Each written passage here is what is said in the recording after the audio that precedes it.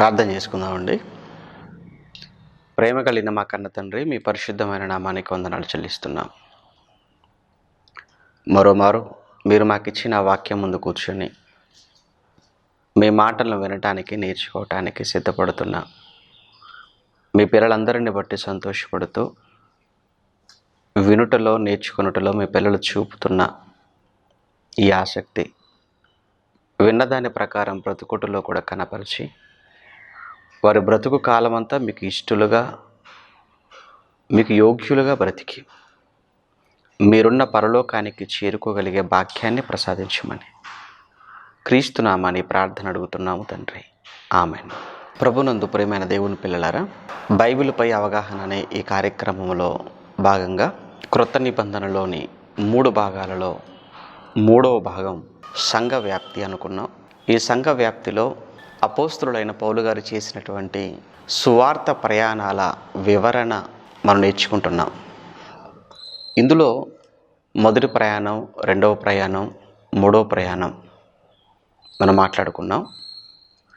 అలానే మొదటి 2 ప్రయాణాల మధ్యలో జరిగిన పౌలు బర్నబాల వివాదముతో పాటు అంతియొకయ సంఘంలో వచ్చిన సున్నతి సంబంధమైన సమస్య, వీటిని గురించి కూడా మనం నేర్చుకున్నాం గతంలో. ఇక ఈరోజు పౌలు గారు 3వ ప్రయాణాన్ని ముగించుకున్న అనంతరం ఆయన యెరూషలేమునకు వెళ్ళాడు అని 3వ ప్రయాణం ముగింపులో మనం మాట్లాడుకొని అక్కడితో ఆపేశాం. ఈ భాగం మీకు తెలియాలి, ఈ భాగం మీకు అర్థం అవ్వాలి అని అంటే ఇప్పుడు మాట్లాడుతున్న ఈ భాగం తప్పనిసరిగా మీరు గతంలో మాట్లాడినటువంటి ఎపిసోడ్స్, గతంలో మాట్లాడినటువంటి భాగాలన్నీ మీరు వింటేనే తప్ప ఇది మీకు అర్థం కాదు. కనుక మొట్టమొదటిగా ఈ భాగాన్ని లేదా ఈ వీడియోను చూస్తున్నటువంటి మీరు తప్పనిసరిగా దీనికి ముందున్నటువంటి వీడియోస్ను కూడా మీరు చూడాలి. చూస్తేనే కానీ ఇది మీకు అర్థం కాదు అని మీకు ముందుగా నేను తెలియజేస్తున్నాను. ఇక ప్రభునందు ప్రియులారా, పౌలు గారు 3వ ప్రయాణం ఆసియాలోను, మరి ముఖ్యంగా ఎఫెసులో, ఆసియాలోని ఎఫెసులో ఎక్కువ కాలం ఉన్నారు. అక్కడే ఆసియా దేశంలోని అనేక ప్రాంతాల నుంచి వచ్చిన వారికి వాక్యాన్ని నేర్పించారు. ఆసియా అందంతటా కూడా సంఘ స్థాపనకు ఎఫెసు కారణమైనది అని, అక్కడ నుంచి పౌలు గారు మరలా 2వ ప్రయాణంలో ఏ ప్రాంతాలకైతే వెళ్ళాడో, మాసిదోనియా, అకయ ఆ ప్రాంతాలకు, అక్కడికి కూడా వెళ్ళారు. మరలా తిరిగి పౌలు గారు మిలితు నుంచి తూరుకు రావటం, అక్కడి నుంచి కైసరియకు, కైసరి నుంచి యెరూషలేముకు వచ్చారు. ఇది మన 3వ ప్రయాణంలో మనం విన్నది. ఇప్పుడు 3వ ప్రయాణంలో పౌలు గారు యెరూషలేముకు వచ్చారు. అయితే పౌలు గారు యెరూషలేముకు రావడం ఇది ఎన్నో మారు అన్న సంగతి కూడా ఒకసారి మీకు తెలియాలి. గతంలో చెప్పాను, మళ్ళీ ఒకసారి జ్ఞాపకం చేసుకుందాం అన్నీ కలిపి. పౌలు గారు మారిన తర్వాత, క్రైస్తవుడైన తర్వాత ఇప్పుడు యెరూషలేముకు వచ్చాడు. అయితే ఇది ఎన్నో మారు ఈయన 3వ ప్రయాణం ముగించుకొని ఇప్పుడు యెరూషలేముకు వచ్చాడు అని మనం నేర్చుకున్నాం కదా ముందటి భాగంలో. ఇప్పుడు ఆయన యెరూషలేముకు రావటం ఇది ఎన్నవ మారు అన్నప్పుడు ఇది 5వ మారు. ఒకసారి మనం అపోస్తల కార్యములు, మన పాఠ్యభాగం ఇక్కడి నుంచి ప్రారంభమవుతుంది. ఒకసారి అపోస్తల కార్యములు 21వ అధ్యాయం 17వ వచనాన్ని నేను చదువుతున్నాను. మేము యెరూషలేమునకు వచ్చినప్పుడు సహోదరులు మమ్మను సంతోషముతో చేర్చుకొనిరి. మరునాడు పెద్దలందరూ అక్కడికి వచ్చి ఉండగా పౌలు మాతో కూడా యాకోబు నొద్దకు వచ్చెను. ఇక్కడ యాకోబు గారు ఎవరు అనగా యేసుక్రీస్తుల వారి సహోదరుడు అని నేర్చుకున్నాం. అలానే యెరూషలేము సంఘములో పెద్దగా అని కూడా మనం తెలుసుకున్నాం గతంలో. ఇప్పుడు పౌలు గారు, లూకా గారు, పౌలు గారు, లూకా గారితో పాటు మరికొంతమంది సహకారులు, పరిచారకులు పౌలు గారితో పాటు యెరూషలేముకు వచ్చారు. ఇప్పుడు అయితే పౌలు గారు ఇది ఎన్నో మారు ఆయన యెరూషలేములో అడుగు పెట్టడం? ఇది 5వ మారు. ఒకసారి ఎప్పుడెప్పుడు ఆయన యెరూషలేముకి వచ్చాడో ఒక్కసారి జ్ఞాపకం చేస్తాను, జాగ్రత్తగా వినండి. మొట్టమొదటిసారి ఆయన మారిన తర్వాత యెరూషలేముకు వచ్చింది అపోస్తల కార్యములు 9వ అధ్యాయం.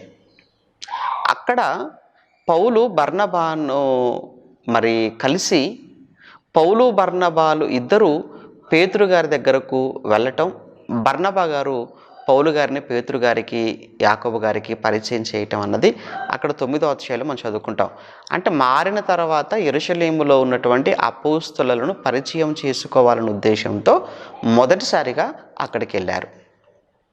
ఇక రెండవ మారుగా ఎప్పుడు వెళ్ళారు? 11వ అధ్యాయంలో. అది ఎందుకు వెళ్ళారు అన్నప్పుడు, అగబు అనే ప్రవక్త వచ్చి అంత్యోకయ సంఘములో ఉన్నటువంటి పౌలు బర్నబాలతో రాబోతున్నటువంటి యూదయ దేశంలో రాబోతున్న కరువు గురించి చెప్పిన వెంటనే అంత్యోకయ సంఘాన్ని అంతటినీ కూర్చోబెట్టి వారి దగ్గర నుంచి వచ్చినటువంటి కానుక ఏదైతే ఉందో ఆ కానుక మొత్తాన్ని కూడా పౌలు గారు బర్నబా గారు ఇరువురు కలిసి యెరూషలేములో ఉన్నటువంటి పెద్దల యొద్దకు ఆ కానుక తీసుకెళ్లారు. ఇది రెండవ మారు పౌలు బర్నబాలు ఇరువురు కలిసి యెరూషలేముకు వెళ్ళటం. మూడో మారు ఎప్పుడు వెళ్ళారు మరలా అన్నప్పుడు, ఒక సున్నతి సంబంధమైనటువంటి వివాదం వచ్చింది అంత్యోకయ సంఘంలో. అది 15వ అధ్యాయం. అప్పుడు పౌలు గారు బర్నబా గారు తీతు గారు అలానే అంత్యోకయ సంఘంలో ఉన్న మరికొందరు సంఘము చేత వాళ్ళంతా కూడా యెరూషలేముకు పంపబడటం అనేది జరిగింది. సున్నతి విషయమైనటువంటి పరిష్కారం, అంటే సున్నతి అవసరమా లేదా అన్నది తెలుసుకోవడానికి. ఇది పౌలు గారు యెరూషలేములో అడుగు పెట్టడం మూడవ మారు. ఇక 4వ మారు ఎప్పుడు పౌలు గారు ఆ యెరూషలేముకు వెళ్ళారు అన్నప్పుడు 18వ అధ్యాయంలో వెళతారు. అది రెండవ ప్రయాణం ముగించుకొని పౌలు గారు యెరూషలేముకు వెళ్ళి అక్కడ అందరినీ కూడా కుశలం అడిగి అక్కడ నుంచి మరలా తిరిగి ఆయన అంతియోకుకి వచ్చేసారు. అది 4వ మారు. ఇప్పుడు మనం మాట్లాడుకుంటున్నది 21వ అధ్యాయంలో 17వ వచనంలో ఆయన యెరూషలేమునకు వచ్చినప్పుడు, మేము యెరూషలేముకు వచ్చినప్పుడు అంటే ఇది పౌలు గారు యెరూషలేముకు రావడం 5వ మారన్నమాట. రైట్. ఇప్పుడు ఆయన యెరూషలేముకు వచ్చారు. అయితే యెరూషలేముకు పౌలు గారు వస్తున్నారు అన్నటువంటి సమాచారం ఏదైతే ఉందో ఇది ముందుగానే యెరూషలేములో ఉన్నటువంటి అపోస్తలులకు పెద్దలకు ముందస్తుగా తెలిసింది. కారణం ఏంటంటే, పౌలు గారు ఇప్పుడు యెరూషలేముకు రావటానికి కూడా ఉన్నటువంటి మరొక ముఖ్యమైనటువంటి కారణం, అక్కడ యెరూషలేములో సంఘానికి లేదా యెరూషలేములో ఉన్నటువంటి కుటుంబాలకు ఆర్థిక పరమైన సహాయాన్ని అందించడం కొరకని చెప్పే పౌలు గారు మరలా ఇప్పుడు యెరూషలేముకు రావటం అనేది జరిగింది. ఇది ఎలా తెలుసు అంటారా? మీరు ఒక విషయం మీరు గమనించండి. పౌలు గారు కొరింథీయులకు రాసిన మొదటి పత్రికలో చెప్తాడు ఆయన, మీరు చందా మీరు పోగు చేయండి, మీరు ఆదివారమున మీరంతా కూడా కూడుకున్నప్పుడు చందా పోగు చేయండి అని చెప్పి మొదటి పత్రికలో వరకు చెప్పటం అనేది మనం గమనిస్తుంటాం మొదటి కొరింథీలో. అలానే పౌలు గారు ఆ రెండవ పత్రికను వారు రాసినప్పుడు నిజంగా మాసిదోనియాలో ఉన్నటువంటి సంఘం వారు అసలు వారు చేసినటువంటి సహాయం చాలా గొప్పది, వారు తమ సామర్థ్యము కంటే కూడా ఎక్కువగా చేశారు అని వారి గురించి మాట్లాడుతూ ఉంటాడు. అయితే కొరింథీలో కావచ్చు, మాసిదోనియాలో ఉన్నవారు కావచ్చు, ఇలా ఎఫెసులో ఉన్నవారైనా కావచ్చు, ఎక్కడైతే చందా పోగు చేయబడిందో ఆ పోగు చేయబడిన చందాను అంతటినీ కూడా తీసుకొని ఈ చందాను యెరూషలేములో ఉన్నటువంటి అపోస్తలుల చేతిలో పెట్టడానికి, పెద్దలకు అందించటానికి పౌలు గారు యెరూషలేమునకు వచ్చారు అని పౌలు గారే స్వయంగా చెప్పిన ఒక మాట ఈ సందర్భంలో మనం చూడగలిగితే, అపోస్తలుల కార్యములు 24వ అధ్యాయం, అపోస్తలుల కార్యములు 24వ అధ్యాయం 17వ వచనం. అపోస్తలుల కార్యములు 24వ అధ్యాయం 17వ వచనంలో పౌలు గారు ఇక్కడ ఫెలిక్స్ ముందు అధికారి, యూదుల అధికారి అయినటువంటి ఆ ఫెలిక్స్ ముందు కూర్చొని ఆయన నిలబడి మాట్లాడుతున్నటువంటి మాటగా మనం ఇక్కడ గమనించాలి. 17వ వచనంలో, కొన్ని సంవత్సరములైన తర్వాత నేను నా స్వజనులకు దాన ద్రవ్యమును కానుకలను అప్పగించుటకు వచ్చి తిని అన్నాడు. అంటే కొన్ని సంవత్సరములైన తర్వాత నేను యెరూషలేముకు వచ్చాను. ఎందుకు వచ్చాను అనంటే నా సహోదరులకు కానుకలను దాన ద్రవ్యములను అప్పగించటానికి వచ్చాను. చూడండి అక్కడ ఎంత క్లియర్గా ఉందో. అంటే ఆయన యెరూషలేముకు రావటం వెనకాల ఉన్నటువంటి కారణం అన్నమాట. ఇప్పుడు ఆయన ఆ యెరూషలేముకు పౌలు గారు ఎలాగో వస్తారు అన్న సంగతి ముందుగానే ఎరిగినటువంటి అపోస్తలులు, అక్కడ సంఘం యెరూషలేము సంఘంలో ఉన్న పెద్దలు, పౌలు గారు వచ్చిన తర్వాత పౌలు గారి విషయంలో యెరూషలేములో చోటు చేసుకునేటువంటి పరిణామాలను కూడా వాళ్ళు ముందస్తుగానే పసిగట్టారు. ఎందుకంటే పౌలు గారి పైన యూదులలో నుంచి లేదా క్రైస్తవులైన వారు కావచ్చు, లేదా అసలే క్రైస్తవులు కాకుండా ఉన్నటువంటి మిగిలిన యూదులు కావచ్చు, యూదులలో నుంచి క్రైస్తవులైన వారు పౌలు గారి పట్ల అసహనంతో ఉన్నారు, అసంతృప్తితో ఉన్నారు. ఇంకా చెప్పాలి అని అంటే మరి ముఖ్యంగా యూదులు, మారని యూదులు, క్రీస్తును నమ్మని యూదులు పౌలు గారి పైన చాలా పగతో ఉన్నారు, ద్వేషంతో ఉన్నారు. కారణం ఏమిటి అన్నప్పుడు పౌలు గారు చెబుతున్నటువంటి మాటలను వక్రీకరించి ప్రజలకు చెప్పటం వలన అక్కడ ఉన్నటువంటి పెద్దలు, యూదులలో పెద్దలు, వారిలో పౌలు గారి పైన ఆవేశం అధికమైనట్టుగా ఇప్పుడు మనం చదువుకోబోతున్న సందర్భాలలో మనకు అర్థమవుతుంది. ఎలా వారందరినీ కూడా పౌలు గారికి విరోధులుగా మారుస్తున్నారు అని అంటే పౌలు గారిని ధర్మశాస్త్ర వ్యతిరేకిగాను, మోషేను పట్టించుకొని మోషేను కూడా వ్యతిరేకించే, మోషే నియమించిన ఆచారాలను పాటించని వాడుగాను, పాటించని అవసరత లేదని చెప్పేవాడుగాను పౌలు గారి పైన అనేకమైన ఆరోపణలను, నిందలను పౌలు గారిపై చేస్తున్నారు, వేశారు. దీనితో పౌలు గారు వస్తున్నారన్నటువంటి సంగతిని ముందుగానే తెలుసుకున్నటువంటి ఆ యెరూషలేములో ఉన్న యూదులు కావచ్చు. మరొక ముఖ్యమైన విషయం ఏంటంటే పౌలు గారు ఒక మాట ముందుగానే చెప్తారు. మిలేతులో ఉన్నప్పుడు నేను సాధ్యమైనంత వరకు పెంతెకోస్తను పండుగ దినము వరకు, త్రోయలో ఉన్నప్పుడు నేను పెంతెకోస్తను పండుగ దినము వరకు నేను యెరూషలేములోనికి నేను వెళ్ళిపోవాలి అంటాడు. అంటే ఇప్పుడు పౌలు గారు పెంతెకోస్తను పండుగ సమయానికి ఆయన యెరూషలేముకు వచ్చారు. ఇప్పుడు ఈ పెంతెకోస్తు అనే పండుగను ఆచరించటానికి కేవలం యెరూషలేములో ఉన్న యూదులు మాత్రమే కాకుండా ఆ దేవాలయం దగ్గరకు ఆసియా దేశంలోను, అలానే మిగతా ప్రాంతాలలో ఎక్కడెక్కడికైతే యూదులు చెదిరిపోయారో అక్కడికి వెళ్ళినటువంటి యూదులంతా కూడా ఈ పెంతెకోస్తు పండుగను ఆచరించటానికి సరిగ్గా వాళ్ళు ఇప్పుడు యెరూషలేములకు రాబోతున్నారు, లేదా ఆల్రెడీ వచ్చేసి ఉన్నారు. అంటే ఇప్పుడు పౌలు గారిని ఎక్కడికి వెళ్ళినా మీరు చూడండి, మొదటి ప్రయాణములో ఆ పిసిదియా ప్రాంతంలో, గలతీయ ప్రాంతంలో అక్కడ పౌలు గారికి జరిగినటువంటి వ్యతిరేకత మనకు తెలుసు కదా. పౌలు గారికి కలిగినటువంటి హింసలు, శ్రమలు మనం చదువుకున్నాం కదా. లుస్త్రలో రాళ్లతో పౌలు గారిని కొట్టారని మనం చదువుకున్నాం. అంటే కొన్ని సందర్భాలు అలానే ఎఫెసులో కావచ్చు, కొరింథీలో కావచ్చు, ఈ పట్టణాలలో యూదులైన వారు పౌలు గారికి కలిగించిన బాధలు, శ్రమలు, ఇప్పుడు వీళ్ళంతా కూడా ఇప్పుడు యెరూషలేముకు వస్తున్నారు పండగను ఆచరించడానికి. ఇప్పుడు పౌలు గారు కూడా ఇప్పుడు యెరూషలేములోనే ఉన్నారు. ఈ విషయాలు జరగబోతున్న వాటన్నిటినీ కూడా యెరూషలేము సంఘంలో ఉన్నటువంటి అపోస్తలుల పెద్దలు పౌలు గారు రావటం వలన పౌలు గారిపై జరిగే ఆ పరిణామాలు, పౌలు గారిపై జరిగేటువంటి దాడు కావచ్చు, పౌలు గారికి కలిగే శ్రమలను కావచ్చు, ముందుగానే పసిగట్టినటువంటి సంఘములో ఉన్న పెద్దలుగా, అపోస్తలులుగా పౌలు గారిని కాపాడుకోవటానికి, రక్షించుకోవటానికి వాళ్ళు ముందస్తుగానే ఒక ప్రణాళికను లేదా ఒక ప్లాన్ను వాళ్ళు రెడీ చేసి పెట్టుకున్నారు.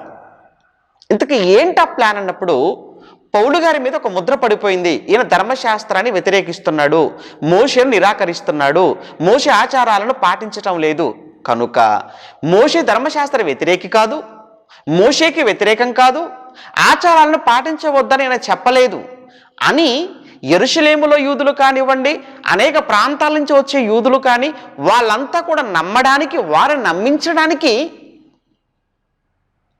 ఆల్రెడీ అక్కడ ఒక నలుగురు వ్యక్తులను ఆ నలుగురు వ్యక్తులు కూడా మరి మొక్కుబడి ఉన్నటువంటి వ్యక్తులుగా మనకు కనబడుతుంటారు.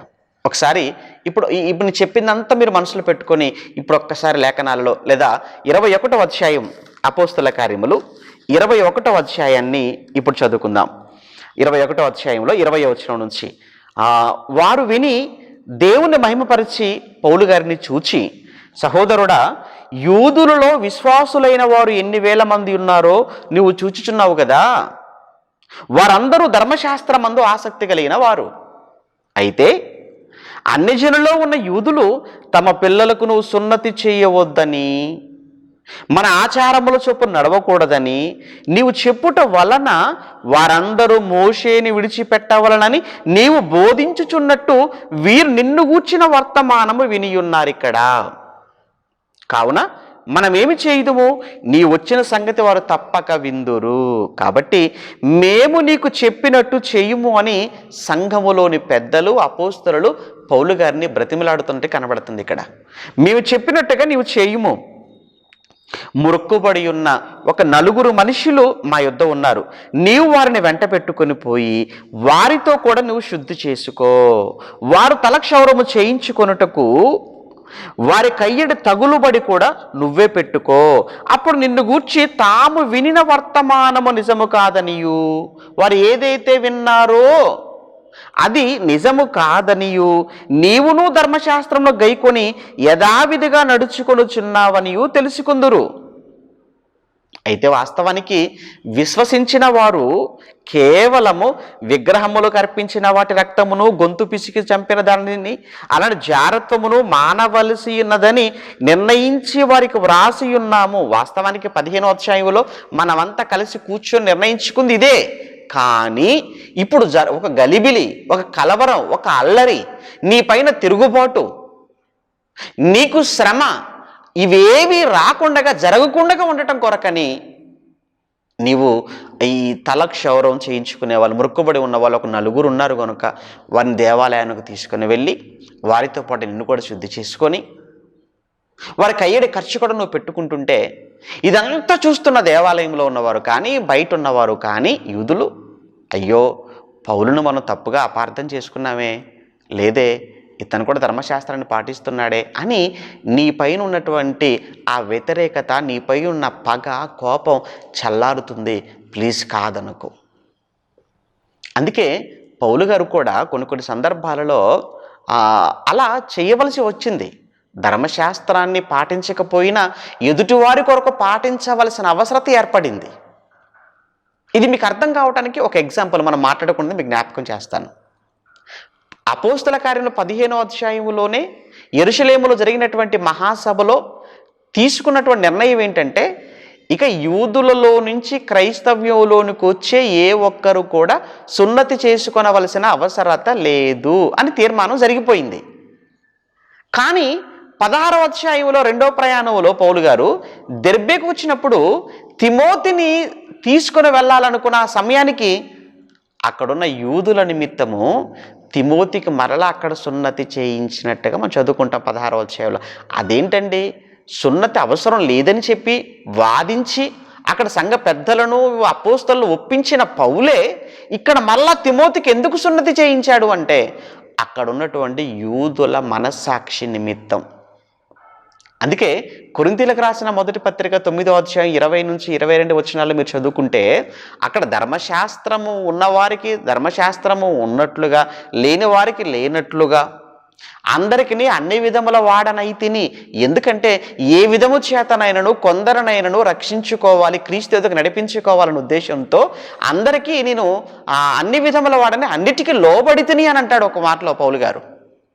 కనుక ఇక్కడ ఎందుకు పౌలు గారు ఈ కార్యక్రమాన్ని చేస్తున్నాడు అన్నప్పుడు అక్కడున్న పరిస్థితులను బట్టి ఆయన చేయవలసి వచ్చింది తప్ప అది ఉద్దేశపూర్వకంగా చెయ్యాలన్నది మాత్రం కాదు. అందుకే పౌలు గారు ఎక్కడ కూడా సంఘాలకు ఆజ్ఞలుగా మాత్రం ఎక్కడ ఇచ్చినట్టుగా కూడా మనకు కనపడదు పత్రికలలో. కనుక ఇక్కడ పౌలు గారు వారిని తీసుకుని వెళతాడు దేవాలయానికి.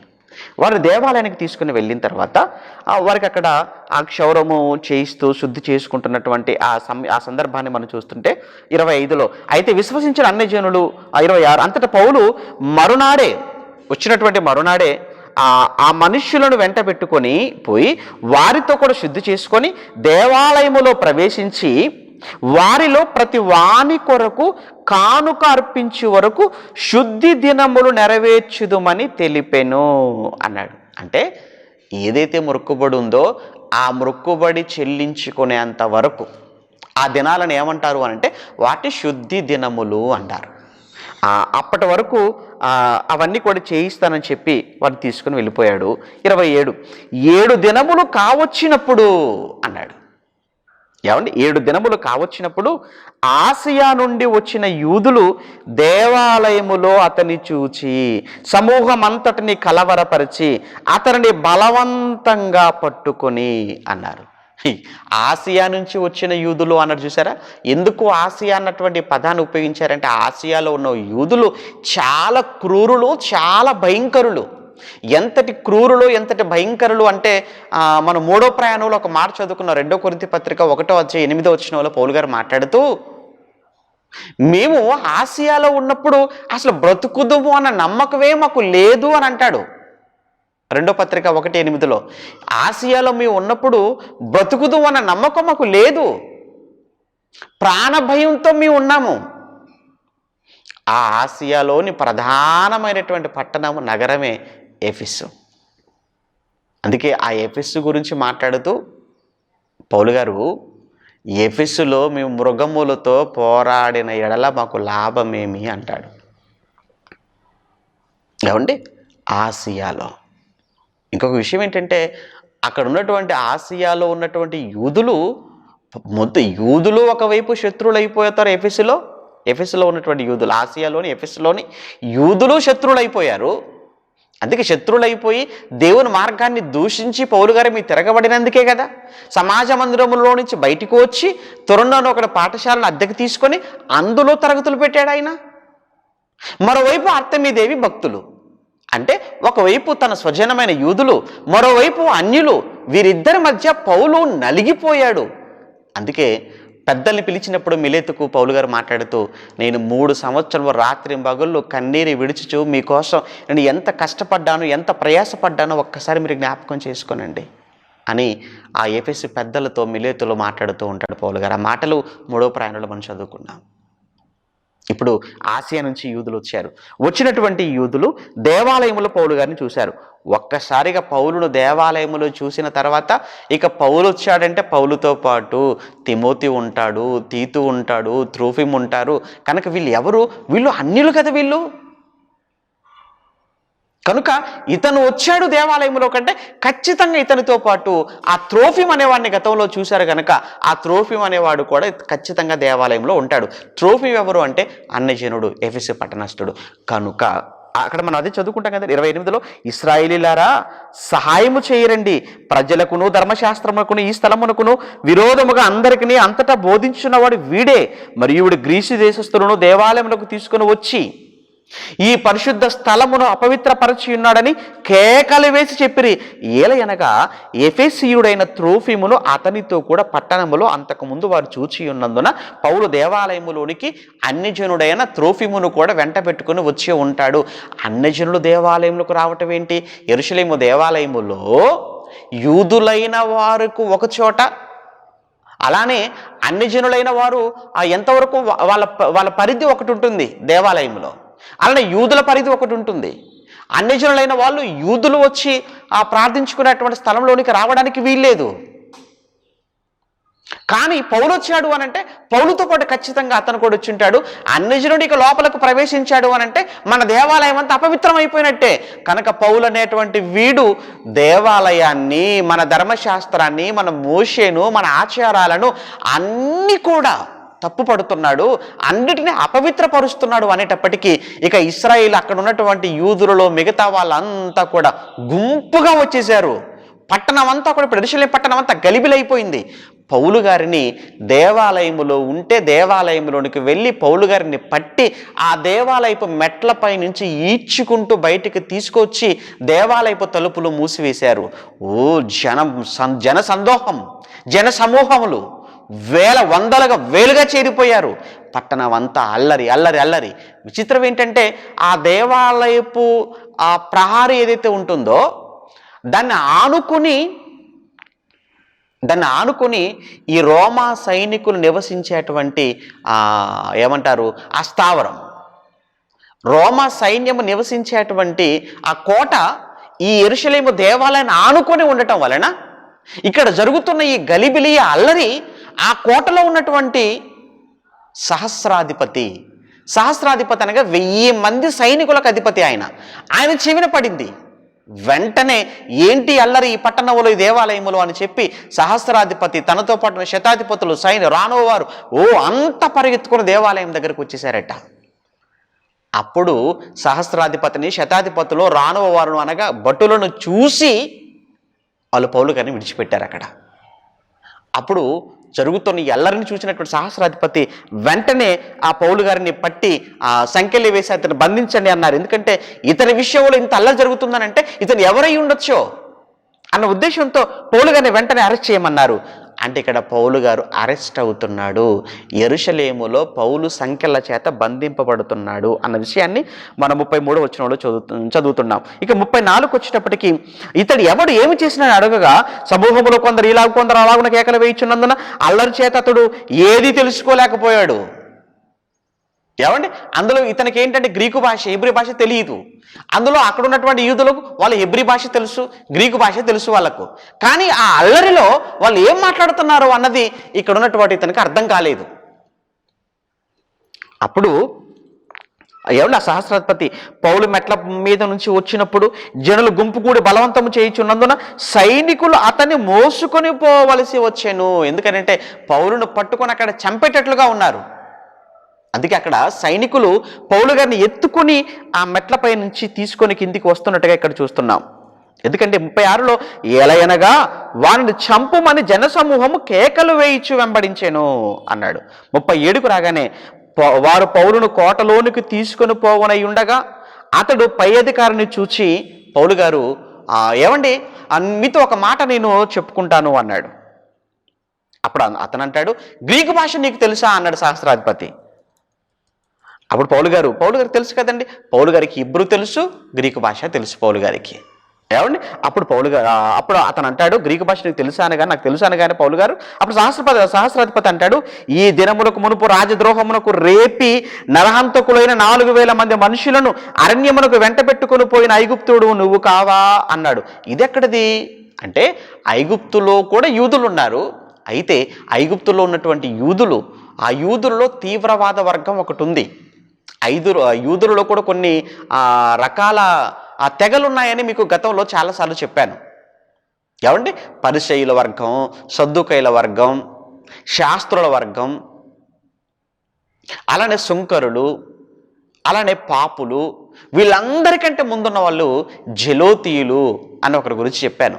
ఇంతకు ఎవరి జెలోతీయులు అంటే ఈ జెలోతీయులు ఎట్టి పరిస్థితుల్లో యూదులు ఎవరికి బానిసలుగా ఉండే యూదుల పైన ఎవరి యొక్క అధికారాన్ని కూడా ఒప్పుకోని ఒక వర్గమే ఈ జెలోతీ వర్గం.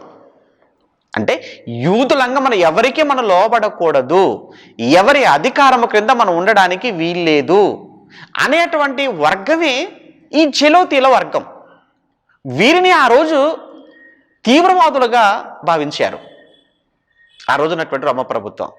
అయితే రోమా ప్రభుత్వానికి వ్యతిరేకముగా యూదులలో ఒకడు తనతో పాటు మరికొంతమందిని రేపి అరణ్యానికి పారిపోయిన వాడవు నువ్వు మాత్రం కాదు కదా అన్నట్లుగా, లేదా నువ్వేనా అన్నట్లుగా. ఎందుకంటే ఎంతమంది వ్యతిరేకం అయిపోయేటప్పటికి, ఇంతమంది చంపాలి అని మాట్లాడేటప్పటికీ ఇతనికి అర్థం కాక పౌలు గారిని అలా మాట్లాడుతున్నాడు. అప్పుడు పౌలు గారు తను ఎవరో చెప్తుంటాడు అనమాట. ఇక్కడ 39వ వచనంలో అందుకు పౌలు లేదు నేను కిలికియాలోని తార్సువాడనైన యూదుడును ఆ గొప్ప పట్టణపు పౌరుడును జనులతో మాట్లాడుటకు నాకు సెలవిమ్మని పౌలు గారు సహస్రాధిపతిని వేడుకోవటం అన్నది అక్కడ మనకు కనబడుతుంది. నేను కిలికియాలోని తార్సు అనే గొప్ప పట్టణపు పౌరుడును అంటాడు. నిజమే, తార్సుకున్నటువంటి గొప్ప చరిత్ర ఏంటో గతంలో నేను ఆల్రెడీ చెప్పాను. కనుక నేను ఆ గొప్ప పట్టణపు పౌరుడును ఒకసారి ఈ నా ప్రజలతో యూదులతో మాట్లాడేటువంటి అవకాశం నాకు ఇవ్వమని అడిగినప్పుడు అప్పుడు అతను అన్నాడు ఓకే మాట్లాడు అన్నాడు. అప్పుడు పౌలు సెలవిచ్చిన ఏమన్నా అతను సెలవిచ్చిన తర్వాత పౌలు మెట్ల మీద నిలబడి జనులకు చేశాను. వారు నిశ్శబ్దంగా ఉన్నప్పుడు అతడు హెబ్రీ భాషలో మాట్లాడటం ప్రారంభించాడు. 22వ అధ్యాయం. ఏం మాట్లాడుతున్నాడు? మొదటి వచనం నుంచి, సహోదరులారా, తండ్రులారా, నేను ఇప్పుడు మీ ఎదుట చెప్పు సమాధానమును మీరు అందరూ కూడా దయచేసి ఆలకించండి.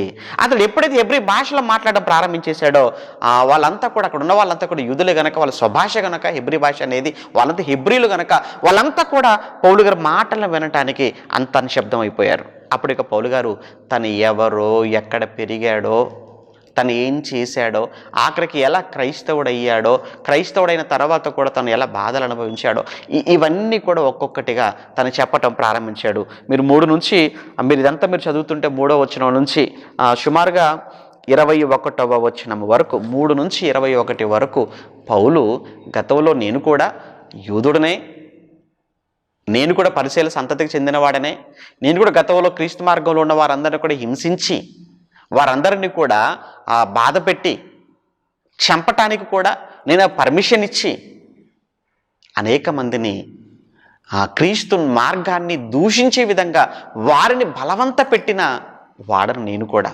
గతంలో. అయితే ఒకరోజు దమస్కుకు వెళుతున్నాను, కానీ మార్గమధ్యంలో పడిపోయాను. ఆ గొప్ప వెలుగు నా చుట్టూ ప్రకాశించింది.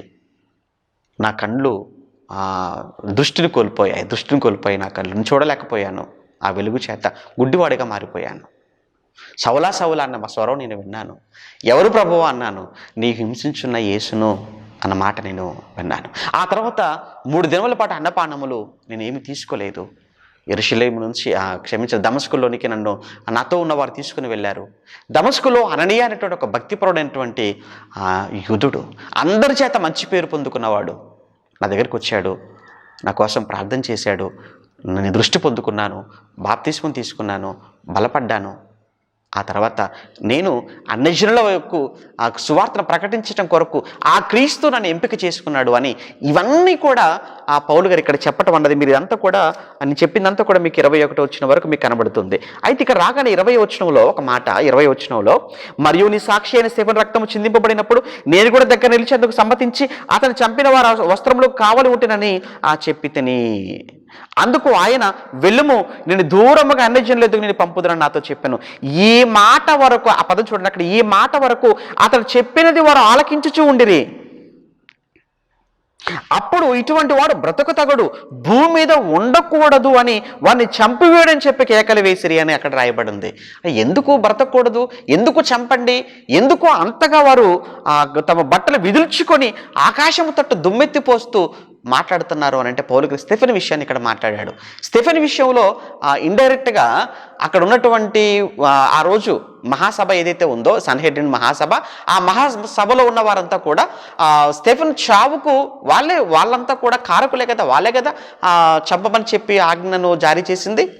అయితే ఇక్కడ పౌలు గారు మాట్లాడుతూ మళ్ళీ స్టెఫెను గురించి ఎత్తి పరోక్షంగా ఆ రోజు మీరు తప్పుడు నిర్ణయం తీసుకున్నారు అన్నట్టుగా మాట్లాడాడు.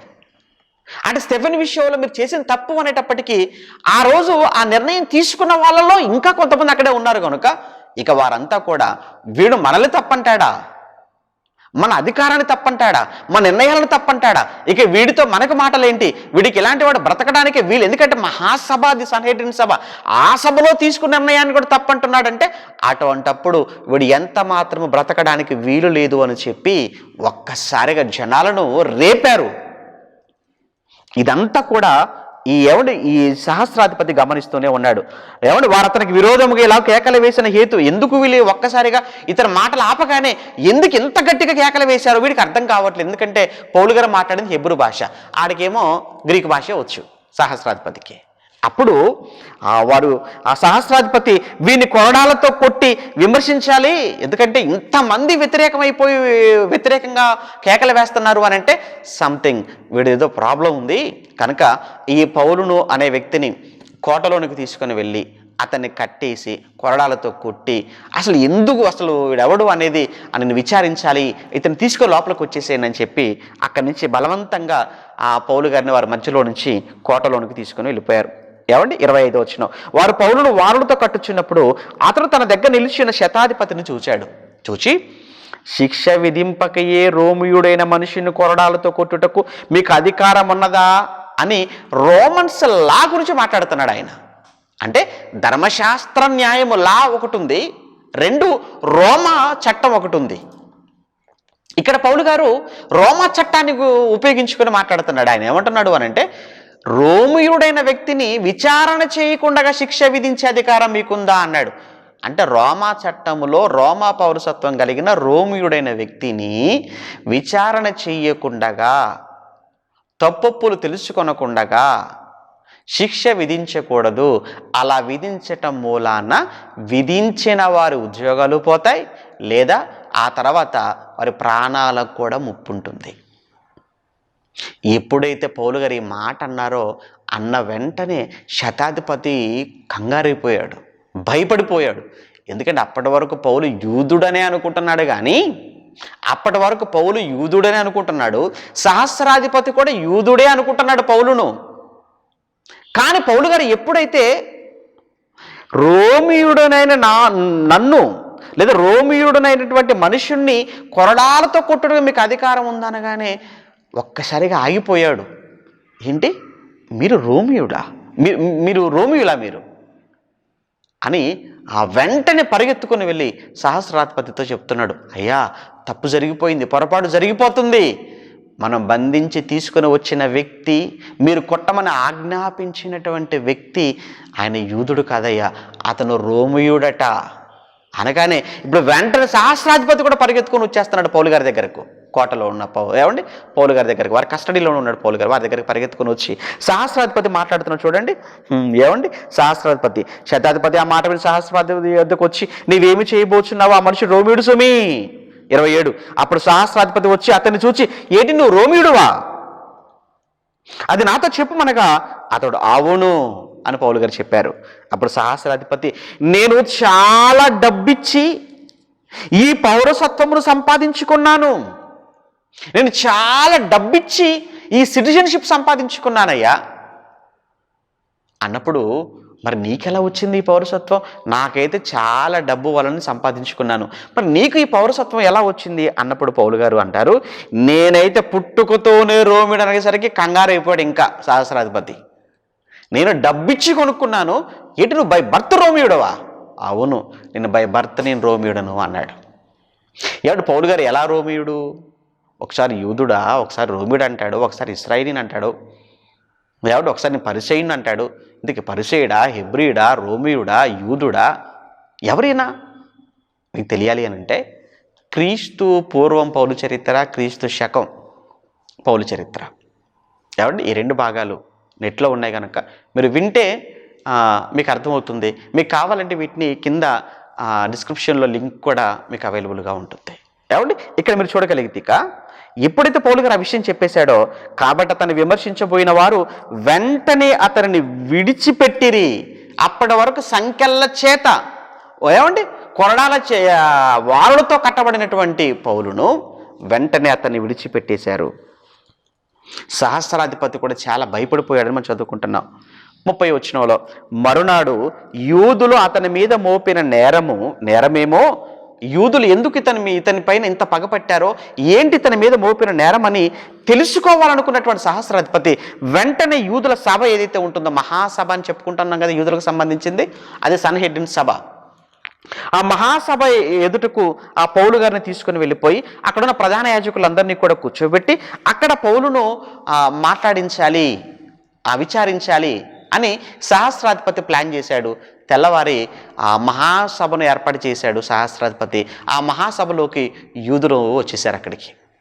ఏమండి అందులో ఎస్పెషల్లీ ప్రధాన యాజకులు వాళ్ళంతా కూడా వచ్చి కూర్చున్నారు.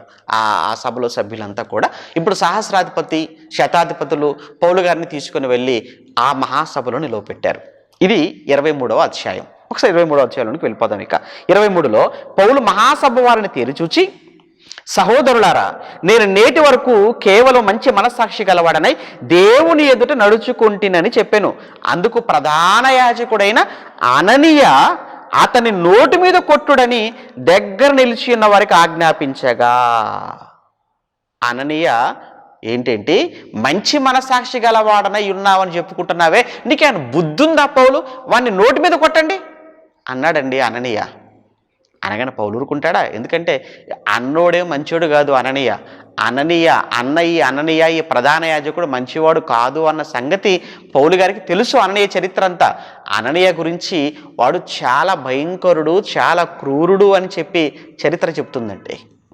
చాలా క్రూరుడు, చాలా క్రూరుడు అని. ఎవరు ఇతను 48 నుంచి క్రీస్తు 48 నుంచి 58 వరకు ప్రధాన యాజకుడిగా పనిచేశాడు. అలానే ఇతను రోమా అధికారులతో, అంటే ఆ రోజు రోమా ప్రభుత్వంలోని అధికారులతో సన్నిహితంగా మెలగటం అన్నది ఏదైతే ఉందో, ఇది చూసినటువంటి తీవ్రవాదులు అని చెప్పాను కదా, రోమా ప్రభుత్వాన్ని వ్యతిరేకించే వాళ్ళు ఉన్నారు కదా యూదులలో, వాళ్ళు కనబడకుండా ఉంటారు కదా. 66 నుంచి క్రీస్తు శకం 70 వరకు యెరూషలేములో జరిగిన అల్లరులు, యెరూషలేములో జరిగిన తిరుగుబాటు, ఆ తిరుగుబాటులో వీళ్ళు ఈ అననీయను చంపేశారు. ఏమండి, వీడు మంచివాడు కాదు వీడు. అందుకే పౌలు గారు వెంటనే ఏమన్నా తెలుసా అండి, ఎప్పుడైతే వాడు ఆ మాట అన్నాడు పౌలు గారిని నోటి మీద కొట్టమని, వెంటనే పౌలు అంటాడు, పౌలు అతన్ని చూచి సున్నము కొట్టిన గోడ దేవుడు నిన్ను కొట్టును అన్నాడు. సున్నం కొట్టిన గోడ ఏంటి? యేసుక్రీస్తుల వారు కూడా మత్తయి సువార్త 23వ అధ్యాయం 27, 28 వచనాలలో, అయ్యో వేషధారులైన శాస్త్రులారా, పరిసయ్యులారా, మీరు సున్నము కొట్టిన సమాధులను పోలియున్నారు అంటాడు. అక్కడ సున్నము కొట్టిన సమాధులు అని యేసుప్రభు శాస్త్రుల పరిశీలన ఉద్దేశించంటే, ఇక్కడ పౌలు గారు వచ్చి అననీయ ప్రధాన యాజకుడితో నువ్వు సున్నము కొట్టిన గోడ అన్నాడు. సున్నం కొట్టిన గోడ అంటే కేవలం బయటికి మాత్రమే తెల్లగా కనబడుతుంది. అలానే బయటికి నువ్వు మంచివాడుగా కనబడుతున్నావు, బయటికి పెద్దగా కనబడుతున్నావు, కానీ నీ లోపల ఉన్న క్రూరత్వం, నీ లోపల ఉన్న కల్మషం అది నాకు తెలుసు. అందుకే పౌలు గారు ఆ మాట అన్నారు. అప్పుడు వెంటనే వాళ్ళంతా కూడా ఏంటంటే ప్రధాన యాజకుడిని దూషిస్తావా నువ్వు అనగానే, ఏంటంటే ఇతను ప్రధాన యాజకుడా, అయ్యో నాకు తెలియదే, సారీ అని అంటే మళ్ళీ నిర్గమకాండ 22-28లో రాయబడినటువంటి ధర్మశాస్త్రంలో ఉన్న మాటను వెంటనే, అయితే జనులు పై అధికారిని నిందించవద్దు అన్నాడు కదా, సారీ అని మళ్ళీ పౌలు గారు చెప్పేశారు. అనేశాడు, చెప్పేశాడు. ఏమండి, ఇక పౌలు గారికి ఒక విషయం అర్థమైపోయింది. ఏంటంటే నన్ను తీసుకుని వచ్చి వీళ్ళ మధ్య నిలబెట్టాడు, వీళ్ళు అసలే క్రూరులు, భయంకరులు, వీళ్ళు నన్ను ఇక్కడ చంపేస్తారు అని చాలా తెలివిగా, చాలా యుక్తిగా అక్కడ పౌలు గారు నడుచుకోవటం మనం చూస్తుంటాం. ఇందులో 2 వర్గాలు ఉన్నాయని పౌలు గారికి బాగా తెలుసు. అందులో సద్దూకైల వర్గం ఒకటి ఉంది, పరిసయ్యుల వర్గము ఉంది. కనుక ఈ సద్దూకైల వర్గం, పరిసయ్యుల వర్గం, ఈ 2 వర్గాలకు ఎలాగో వారి యొక్క సిద్ధాంతాలలో ఎలాగో భేదాభిప్రాయాలు ఉన్న సంగతి తెలుసుకున్న పౌలు గారు వీళ్ళల్లో వీరికి గొడవ పెడితే సేఫ్గా నేను బయటికి వెళ్ళిపోవచ్చు అనుకున్నాడు. అప్పుడు వెంటనే పౌలు గారు మాట్లాడుతూ అంటాడు, ఏమండి 23వ అధ్యాయంలో 6వ వచనంలో, వారిలో ఒక భాగం సద్దూకైలు మరి ఒక పరిసయ్యులను పౌలు గ్రహించి, సహోదరులారా, నేను పరిసయ్యుడను, పరిసయ్యుల సంతతి వాడను, మనకు నిరీక్షణ గుర్చియు మృతుల పునరుత్థానమును గుర్చియు నేను విమర్శింపబడుచున్నానని ఈ సభలో బిగ్గరగా చెప్పాను. అయ్యా, నేనెవరినో కదా, నేను పరిసయ్యుడను. నేను ఎందుకు ఇప్పుడు ఈ సభలో నేను మీ ముందుకు ఎందుకు వచ్చానో తెలుసా? మనకు నిరీక్షణ ఏదైతే ఉందో మృతుల పునరుత్థానం, దాని గురించి నేను విమర్శింపబడబోతున్నాను అనేటప్పటికీ పరిసయ్యులంతా లేచి నిలబడిపోయారు. ఏంటంటే అంటే మృతుల పునరుత్థానాన్ని నమ్మేవాడు, మృతుల పునరుత్థానం ప్రకటించేవాడిని మీరు ఒక దోషిగా, ఒక నేరస్తుడిగా తీసుకొచ్చి ఇక్కడ నిలబెడతారా ఈ సభలో అని. ఇప్పుడు దీన్ని బట్టి మేమంతా కూడా నేరస్తులమైనా మీ ఉద్దేశ ప్రకారంగా? లేదు, అతను మాట్లాడిన దాంట్లో తప్పేమీ లేదు, అతను ఎవరో కాదు, అతను మావాడు అని మొత్తానికైతేనండి ఈ మాటల పరిసయ్యులంతా కూడా పౌలు గారికి సపోర్ట్గా మాట్లాడేసరికి సద్దూకైలో కోపం వచ్చేసింది. ఈ లోపు ఏంటంటే సద్దూకైలు, పరిసయ్యులు వీళ్ళు వాదోపవాదాలు చేసుకుంటుంటే, వీళ్ళు గొడవ పడుతుంటే అక్కడ సహస్రాధిపతి వీళ్ళంతా కలిసి పౌలు గారిని ఏమైనా చేసేస్తారు. ఎందుకంటే పౌలు గారికి ఏదైనా జరిగిందా నా ఉద్యోగం ఊడిపోద్ది. ఎందుకంటే పౌలు గారికి రోమియుడు కనుక, రోమియుడికి అన్యాయం జరగకూడదు, రోమియుడిని విచారించకుండా శిక్ష విధించడానికి వీల్లేదు. కనుక ఏదైనా జరిగిందనంటే ఉద్యోగాలు పోవడం ఖాయం. కనుక వీడి సహస్రాధిపతికి భయపడిపోయి అంటేనే పౌలు గారిని అక్కడి నుంచి మళ్ళీ తన కోటలోకి తీసుకుని వెళ్ళిపోతున్నాడు. నేను 10వ వచనంలో, కలహం ఎక్కువైనప్పుడు వారు పౌలును చీల్చివేయడం సహస్రాధిపతి భయపడిపోయి, మీరు వెళ్ళి వారి మధ్య నుండి అతను బలవంతంగా పట్టుకుని కోటలోకి తీసుకుని పోయిన సైనికులకు ఆజ్ఞాపించాను. ఆ రాత్రి ప్రభు అతని ఎదురు నిలిచిన, ధైర్యంగా ఉండు పౌలు, డోంట్ వరీ, ధైర్యంగా ఉండు, యెరూషలేము నన్ను గురించి నువ్వు ఎలా అయితే ఇక్కడ ధైర్యంగా నువ్వు మాట్లాడావో అలాగే రోమాలో కూడా నువ్వు సాక్ష్యం ఇవ్వాలి. అంటే నేను నిన్ను ఇప్పుడు యెరూషలేము నుంచి పాశ్చాత్య దేశంలో ఒకటైనటువంటి రోమాకు నేను తీసుకుని వెళ్ళాలి. అక్కడికి వెళ్ళాలన్నది నీ కోరిక కదా, హెడ్ క్వార్టర్ కదా, అది ప్రపంచాన్ని పరిపాలిస్తున్న రోమా సామ్రాజ్యానికి కేంద్ర స్థానం కదా రోమా. అక్కడ ఉన్నాడు కదా చక్రవర్తి, అక్కడికి కూడా నువ్వు వెళ్ళాలి. అక్కడ కూడా నిలబడి చక్రవర్తి ఎదుట నా గురించి నువ్వు మాట్లాడాలి. కనుక నువ్వేమీ భయపడకు, అని ఆ రాత్రి ఏమండి ప్రభు యొద్ద నుంచి వచ్చిన వర్తమానానికి 11 వచనంలో పౌలు గారు ఇంకా బలం పొందుకుంటాడు, ధైర్యవంతుడైనట్టుగా మనం చూస్తుంటాం. ఇక 12 నుంచి మనం చూస్తుంటేనండి తెల్లవారిపోయింది. తెల్లవారిన తర్వాత యూదులంతా కూడా కట్టుకట్టి ఎలానైనా సరే పౌలును చంపాలి, పౌలును చంపు వరకు మీ అన్నపానములు పుచ్చుకొనమని ఒట్టు పెట్టుకున్నది. ఈ కుట్రలో చేరిన వారు సుమారు 40 మంది కంటే ఎక్కువ. వారు ప్రధాన యాజకుల యొద్దకును పెద్దల యొద్దకును వచ్చి మాట్లాడుతున్నారు, ఇదిగో మేము పౌలును చంపు వరకు మేము ఏమీ రుచి చూడమని ఒట్టు పెట్టుకుని ఉన్నాం, కాబట్టి ఆ ప్రధాన యాజకులుగా పెద్దలకు మీరు ఒక పని చేయండి, మీరు మళ్ళీ సహస్రాధిపతి యొద్దకు వెళ్ళి కబురు పెట్టండి. ఏమనంటే పౌలు మళ్ళొకసారి మేము విచారణ చేద్దాం అనుకుంటున్నామని ఈ సభ యొద్దకు తీసుకొని రావడానికి మీరు ఆయన దగ్గర పర్మిషన్ తీసుకోండి. అప్పుడు సహస్రాధిపతి పౌలును ఎలాగో ఆ కోటలో నుంచి మన సభ యొద్దకు తీసుకుని వస్తూ ఉంటాడు. ఆ సమయంలో మీ మార్గ మధ్యంలో కాపు కాసి పౌలు మీద పడిపోయి పౌలును మేము చంపుతాం, ఇది ప్లాన్ మంది అనగానే వెరీ గుడ్, ఈ ప్లాన్ ఏదో బాగుంది అనుకున్నారు. కానీ ఈ ప్లాన్ అంతా కూడా వీళ్ళు మాట్లాడుకుంటుంటే ఈ విషయం పౌలు గారి మేనల్లుడు, పౌలు గారి యొక్క సహోదరి కుమారుడు విన్నాడు. ఆయన పేరు ఏంటనేది మనకు బైబిల్లో ప్రస్తావించబడలేదు, కానీ పౌలు గారి మేనల్లుడు ఈ కుట్ర, వీళ్ళు చేసే ఈ కుట్రను విన్న తర్వాత, తెలుసుకున్న తర్వాత వెంటనే ఆ కోటలోనికి వెళ్ళిపోయాడు. కోటలో ఉన్నటువంటి తన మేనమామ అయినటువంటి పౌలు గారి దగ్గరికి వెళ్ళి, మామగారు ఇదిగో నిన్ను చంపటానికి 40 మంది కంటే ఎక్కువగా బయట కాచుకొని కూర్చున్నారు, వారు ఇక్కడ నుంచి నిన్ను మహాసభ యొద్దకు రప్పించమని వాళ్ళు అడగటం జరిగింది ప్రధాన యాజకులను. వాళ్ళు ఇప్పుడు వస్తారు, సహస్రాధిపతి దగ్గరకు వస్తారు, వారు సహస్రాధిపతి యొక్క అనుమతితో నిన్ను తీసుకుని వెళతారు, మార్గమధ్యంలో వాళ్ళు అటాక్ చేస్తారట, నువ్వు చంపేస్తారట, ఇది వాళ్ళ ప్లాన్ అనగానే వెంటనే ఈ విషయాన్ని శతాధిపతిని పిలిచి, ఇదిగో ఇతను ఏదో చెప్పుకుంటాడట సహస్రాధిపతితో, ఒకసారి ఇతను తీసుకెళ్ళండి అనగానే అప్పుడు పౌలు గారి మేనల్లుడును శతాధిపతి సహస్రాధిపతి యొద్దకు తీసుకుని వెళ్ళిపోతారు. వెళ్ళిన తర్వాత సహస్రాధిపతికి ఈ కుట్రంతటిని కూడా ఆ మేనలుడు చెప్పేశాడు, పౌలు గారి మేనలుడు చెప్పేశాడు. అంటే పౌలు గారి మేనలుడుకు గ్రీకు భాష కూడా అంటే వచ్చండి, తను కూడా జ్ఞానవంతుడు, విద్యావంతుడు కనుక అతనికి విషయం అంతా అర్థమయ్యేటట్టుగా చెప్తాడు. అప్పుడు సహస్రాధిపతి అంటాడు, సరే ఓకే, ఈ విషయం నాకు చెప్పావు కదా, ఇక నువ్వు ఎవరికి చెప్పకు, ఎందుకంటే పౌలు గారిని జాగ్రత్తగా కాపాడవలసిన బాధ్యత విచారణ పూర్తయ్యేంత వరకు అతని మీద నేరాలు మోపబడినంత మాత్రాన నేరస్తుడు కాదు కదా, అవన్నీ రుజువు చేయబడాలి, ఆ తర్వాతనే శిక్ష. అతను కేవలం ధర్మశాస్త్రానికే కాదు, రోమా చట్టానికి కూడా వ్యతిరేకంగా ఏమైనా, ఎందుకంటే రోమా పౌరుడు కనుక రోమా చట్టానికి కూడా వ్యతిరేకంగా ఏమైనా నడుచుకున్నాడో లేదో అన్ని విచారించిన తర్వాతనే అతని పైన దెబ్బ పడాలి. కనుక ఇప్పుడు పౌలు గారిని కాపాడుకునేటువంటి ఒక పెద్ద బాధ్యత సహస్రాధిపతి మీద ఉంది. కనుక వెంటనే ఈ విషయాన్ని తెలుసుకున్నాడు సహస్రాధిపతి. ఏమండి 22లో అప్పుడు సహస్రాధిపతి, నీవు ఈ సంగతి నాకు తెలిపితివో ఎవరితో చెప్పొద్దని ఆజ్ఞాపించి ఆ పడుచువాన్ని పంపివేశాను. తర్వాత అతడు శతాధిపతులలో ఇద్దరు తన యొద్దకు పిలిచాను, కైసరియా వరకు వెళ్ళుటకు. అంటే ఇక ఒక విషయం అర్థమైపోయింది, పౌలు ఇక్కడ ఉండటం అంత సేఫ్ కాదు. పౌలు గారు ఇక్కడ యెరూషలేములో నా యొద్ద ఉండటం అంత మంచిది కాదు, ఎందుకంటే వీళ్ళు ఏదో ఒక విధమైన ప్లాన్ చేస్తారు, ఎలానైనా పౌలు గారిని చంపటానికి వాళ్ళు ప్రణాళిక రచిస్తారు. కనుక పౌలు గారిని ఇక్కడి నుంచి ఎంత త్వరగా ఇతన్ని మరో ప్రాంతానికి పంపిస్తే మంచిది అని ఆలోచించినటువంటి సహస్రాధిపతి వెంటనే ఇతను చేస్తున్న ఏర్పాట్లు మనం చూస్తుంటే 23లో, తర్వాత అతడు శతాధిపతులు ఇద్దరు తన యొద్దకు పిలిచి కైసరియా వరకు వెళ్ళుటకు. ఎందుకు కైసరియా అంటున్నాడు అని అంటే, వాస్తవానికి యూదుల అధికారి ఎవరైతే ఉంటాడో గవర్నరు, అతను వచ్చేసి అతని యొక్క అధికార నివాస స్థలం కైసరియలో ఉంటుంది. ఏమండి, అంటే ఈ సైన్యానికి సంబంధించినటువంటి అధికారి లేదా అతని అధికార నివాసం కైసరియలో ఉంటుంది. కనుక ఇప్పుడు ఇక్కడ నుంచి పౌలు గారిని కైసరియకు పంపించాలి అనుకున్నాడు. అనుకొని వెంటనే యెరూషలేము నుంచి కైసరియకు తీసుకుని వెళ్ళటానికి ఇతనికి కావలసిన ప్రొటెక్షన్ ఏదైతే ఉందో ఆ ప్రొటెక్షన్ అంతటిని రెడీ చేయమన్నప్పుడు 200 మంది సైనికులు, అనగా 200 మంది సైనికులను, 70 మంది గుర్రపు రౌతులను, అలానే 200 మంది 200 మంది ఈటెల వారిని రాత్రి 9 గంటలకు సిద్ధపరిచి పౌలును ఎక్కించి అధిపతి అయినటువంటి ఫెలిక్స్ వద్దకు భద్రముగా తీసుకుని పోవుటకు గుర్రములను సిద్ధపరచుడని చెప్పాను. మరియు ఈ ప్రకారముగా ఏమండి ఈ ప్రకారముగా ఒక పత్రిక వ్రాసాను అన్నాడు. అంటే ఆ రోజు పౌలు గారిని యెరూషలేములో బంధించి కైసరకు తీసుకుని పోయే సమయానికి ఆ రోజు ఈ యూదయ ప్రాంతానికి గవర్నర్గా ఉన్న వ్యక్తి ఎవరు అన్నప్పుడు యాంటోనియస్ ఫెలిక్స్.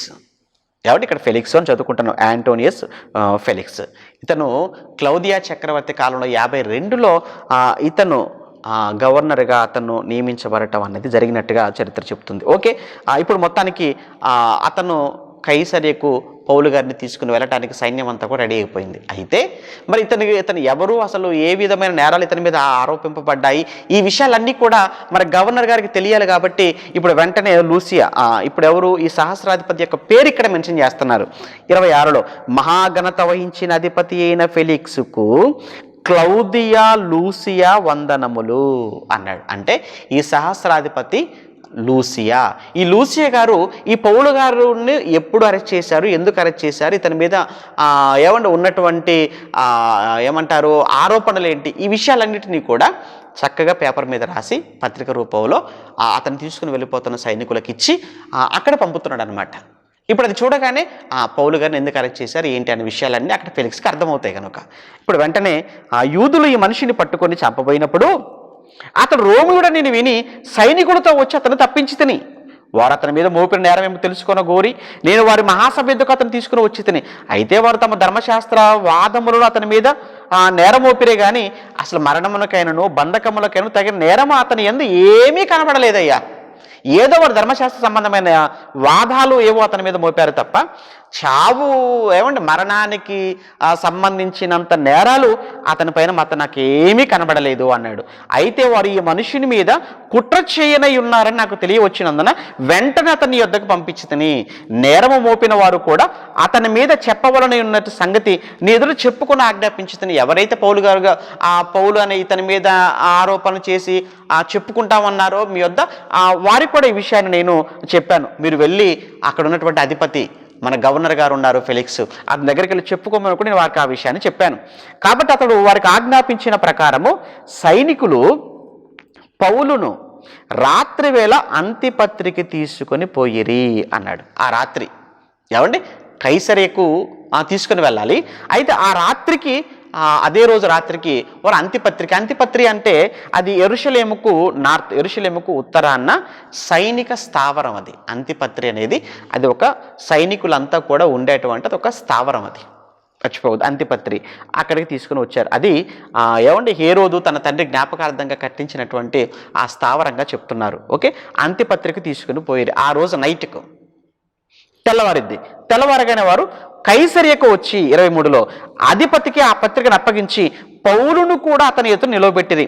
అధిపతి ఆ పత్రిక చదివిన తర్వాత ఇతడు ఏ ప్రదేశపు వాడని అడిగి అతడు కిలికియా వాడని తెలుసుకొని ఓకే నీ మీద నేరము మోపు వారు కూడా రావాలి కదా, వారు వచ్చినప్పుడు నీ సంగతిని నేను పూర్ణంగా విచారించుతున్నానని చెప్పి హేరోదు అధికార మందిరములో అతన్ని కావలి ఉంచవాలని ఆజ్ఞాపించాను. అంటే ఇప్పుడు పౌలు గారు యెరూషలేము నుంచి ఇప్పుడు ఎక్కడికి వెళ్ళారు, ఎక్కడికి తీసుకొని పోబడ్డారు అంటే కైసరియకు. యెరూషలేములో జరిగిన పరిణామాలు మీరు చూశారు. అక్కడి నుంచి ఇప్పుడు పౌలు గారు సైనికుల సంరక్షణతో ఆయన కైసరియలోని ఫెలిక్స్ యొక్క అండర్లో ఉన్నాడు ఇప్పుడు. Okay right. 24వ అధ్యాయం మొదటి వచనాన్ని మనం చూస్తే 5 దినములైన తర్వాత అన్నాడు. అంటే పౌలు గారు అప్పటికి ఇక్కడికి వచ్చేసి కైసరియకు వచ్చి 5 దినములైన తర్వాత ప్రధాన యాజకుడైన అననీయయు కొందరు పెద్దలను తెర్తులను ఒక న్యాయవాదియు కైసరియకు వచ్చి పౌలు మీద తెచ్చిన ఫిర్యాదు అధిపతికి తెలియచేసిరి. అంటే తెర్తిల్లు, అననీయ అలానే మరి కొంతమంది పెద్దలు, ప్రధాన యాజకులు యెరూషలేము నుంచి కైసరియకు వచ్చారు. వచ్చి పౌలు గారి విషయంలో వారు మోపినటువంటి ఆరోపిస్తున్న ఆరోపణలు ఏవైతే ఉన్నాయో అవన్నీ కూడా ఫెలిక్స్ ముందు పెట్టినట్టుగా మనం చూస్తున్నాం. ఇప్పుడు పౌలు గారు ఒకవైపు ఉన్నారు, మరోవైపు ఈ తెర్తిల్లు అనేటువంటి న్యాయవాది. ఈ న్యాయవాది ధర్మశాస్త్రాన్ని గురించి తెలిసినవాడుగా అలానే రోమా చట్టాన్ని గురించి కూడా తెలిసినవాడుగా ఉన్నాడు న్యాయవాది.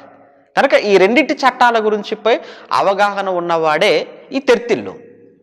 కనుక వీడు వచ్చాడు తెర్తిల్లు, పౌలును దోషిగా నిలవబెట్టారు, వాళ్ళు మాట్లాడుతున్నారు. ఇప్పుడు తెర్తిల్లు మాట్లాడుతున్న మాటల్లో చూడండి 3వ వచనం నుంచి మనం చూస్తుంటే మహాఘనత వహించిన ఫెలిక్సా, మేము తమ వలన ఎంతో నెమ్మదిగా అనుభవించుచున్నాము. ఈ దేశమునకు సంభవించిన అనేకమైన కీడులు ఎవరు తమ పరామర్శ చేత దిద్దుబాటు అవుతున్నాయని ఒప్పుకొని సకల జనములు సకల స్థలములు పూర్ణ కృతజ్ఞతతో మేము అంగీకరించుచున్నాము. మీకు ఎక్కువ ఆయాసం కలగకుండా మేము చాలా క్లుప్తంగా ఈ విషయం చెప్తాం. లాయర్ గారు కదండి, ఆ భాష ఆ మాటలు అలానే ఉంటాయి. ముందు ఆయనకు అలా దూపం వేస్తున్నట్టుగా వేస్తున్నాడు. ఎవరికి? ఫెలిక్స్కు. ఎందుకంటే తర్వాత చెప్పేదంతా కూడా జాగ్రత్తగా వినాలి కదా, ఆ తర్వాత తనకి ఫేవర్గా మాట్లాడాలి కదా. చాలా కుయుక్తి అనమాట. ఏమంటే 5వ వచనంలో ఈ మనుషుడు పీడ వంటి వాడు స్టార్ట్ చేశాడు. ఇక పౌలు గారి గురించి, ఈ మనుషుడు పీడ వంటి వాడు భూలోకమందున సకలమైన యూదులలో కలహమును రేపువాడు, నజరేయుల మతభేదమునకు నాయకుడై ఉన్నట్టు మేము కనుగొంటిమి. మరియు ఇతడు దేవాలయములు అపవిత్ర చేయుటకై యత్నపడిన గాని మేము అతను పట్టుకున్నాము. కనుక ఇతడు మీ చేత విమర్శించబడిన నెల మేము ఇతని మీద మోపుచున్న నేరములన్నీ కూడా తమకే తెలియనని చెప్పాను. యూదులందరికి సమ్మతించి ఈ మాటలు నిజమే అని పక్కన వచ్చినటువంటి గ్యాంగ్ అంతా కూడా నిజమే, మా లాయర్ గారు చెప్తే అది రైట్ అంతే అని ఈ లాయర్ గారు చెప్పినటువంటి మాటలన్నిటికీ వచ్చిన వాళ్ళంతా కూడా సరే అన్నారు. ఇదంతా నిజమే అని మాట్లాడేశారట. అప్పుడు అధిపతి, ఇప్పుడు నువ్వు చెప్పు పౌలు అన్నాడు. ఎందుకంటే పౌలు తరపున ఎవరు లేరు, ఆయనే ఏమండి దోషి, ఆయనే ఏమండి ఆయన పక్షాన వాదించేది కూడా ఆయనే. దోషిగా అతన్ని నిలబెట్టారు, అతని పక్షాన వాదించడానికి ఎవరు లేదు, తన వాదన తానే అక్కడ చేస్తున్నట్టుగా మనకు కనబడుతుంది. తమరు బహు సంవత్సరములు ఈ జనముకు న్యాయాధిపతులు ఉన్నారని ఎరిగి, అయితే మీరు చాలా సంవత్సరాల నుంచి మీరు ఈ జనానికి న్యాయాధిపతిగా ఉన్నారని ఎరిగి ధైర్యంతో సమాధానం చెప్పుకొంటున్నాను. యెరూషలేములో ఆరాధించడం నేను వెళ్ళినట్టు నుంచి అయ్యా, మీరు ఎన్నో చెప్తున్నారు కదా నా మీద. అసలు నేను యెరూషలేముకి వచ్చి ఎన్ని రోజులైంది? 12 రోజులైంది. నేను యెరూషలేముకి వచ్చి 12 రోజులు అయిందో కాలేదో మీరు ఏ కమిషన్ వేస్తారో వేసుకోండి, ఏ ఎంక్వైరీ వేసుకుంటారో మీరు వేసుకోండి. కంప్లీట్గా నేను యెరూషలేములో ఉన్నది కేవలం 12 రోజులు మాత్రమే. దేవాలయంలోనేమి సమాజ మందిరంలోని పట్టణంలో నేను ఎవరితో అసలు సమాజ మందిరంలోకి వెళ్ళి నోరు తెరిచి వాక్యం చెప్పింది లేదు, అలానే పట్టణంలో నేను ప్రకటించింది లేదు, ఏమండి అలా నేను ఎవరితో కూడా యెరూషలేములో తర్కించింది లేదు, అలానే జనాలను గుంపు కూర్చి నేను మాట్లాడింది కూడా ఏమీ లేదయ్యా. మీరు కాకపోతే అసలు 12 రోజులు ఏమైనా సాధ్యం అవుతాయా? నేను వచ్చింది ఎన్ని రోజుల్లో మీరు ఎంక్వైరీ చేయండి. ఎక్కడైనా నేను మీటింగ్ పెట్టి మాట్లాడానా లేదా, సమాజ మందిరంలో మాట్లాడానా లేదా, లేదా ఎవరితో తర్కము వాదన చేశానా లేదా యెరూషలేములో, మీరు ఒక్కసారి మీరు ఇవన్నీ కూడా మీరు తెలుసుకోవచ్చు మీ ఎంక్వైరీలో అని పౌలు గారు తనకే ఏమంటే అధిపతికే నిర్ణయాన్ని విడిచిపెట్టినట్టుగా మనం చూస్తున్నాం. మరియు వారు ఇప్పుడు నా మీద మోపిన నేరాలు తమకు రుజువు పరచలేరయ్యా. నా పైన వీరు ఏవైతే ఆరోపణలు చేశారో నేరాలు మోపారో మోపగలవే తప్ప అందులో ఒక్కటి కూడా రుజువు చేయలేదు, నిరూపించలేదు. చాలామంది వ్యక్తుల కోసం నోటుకొచ్చినట్లుగా చాలా నిందలు వేస్తుంటారు, చాలా నేరాలుగా ఆరోపణలు చేస్తుంటారు. ఆరోపణలు చేసినంత మాత్రాన్న, నిందలు వేసినంత మాత్రాన్న అవన్నీ నిజాలు అని మీరు నమ్మకండి తొందరపడి.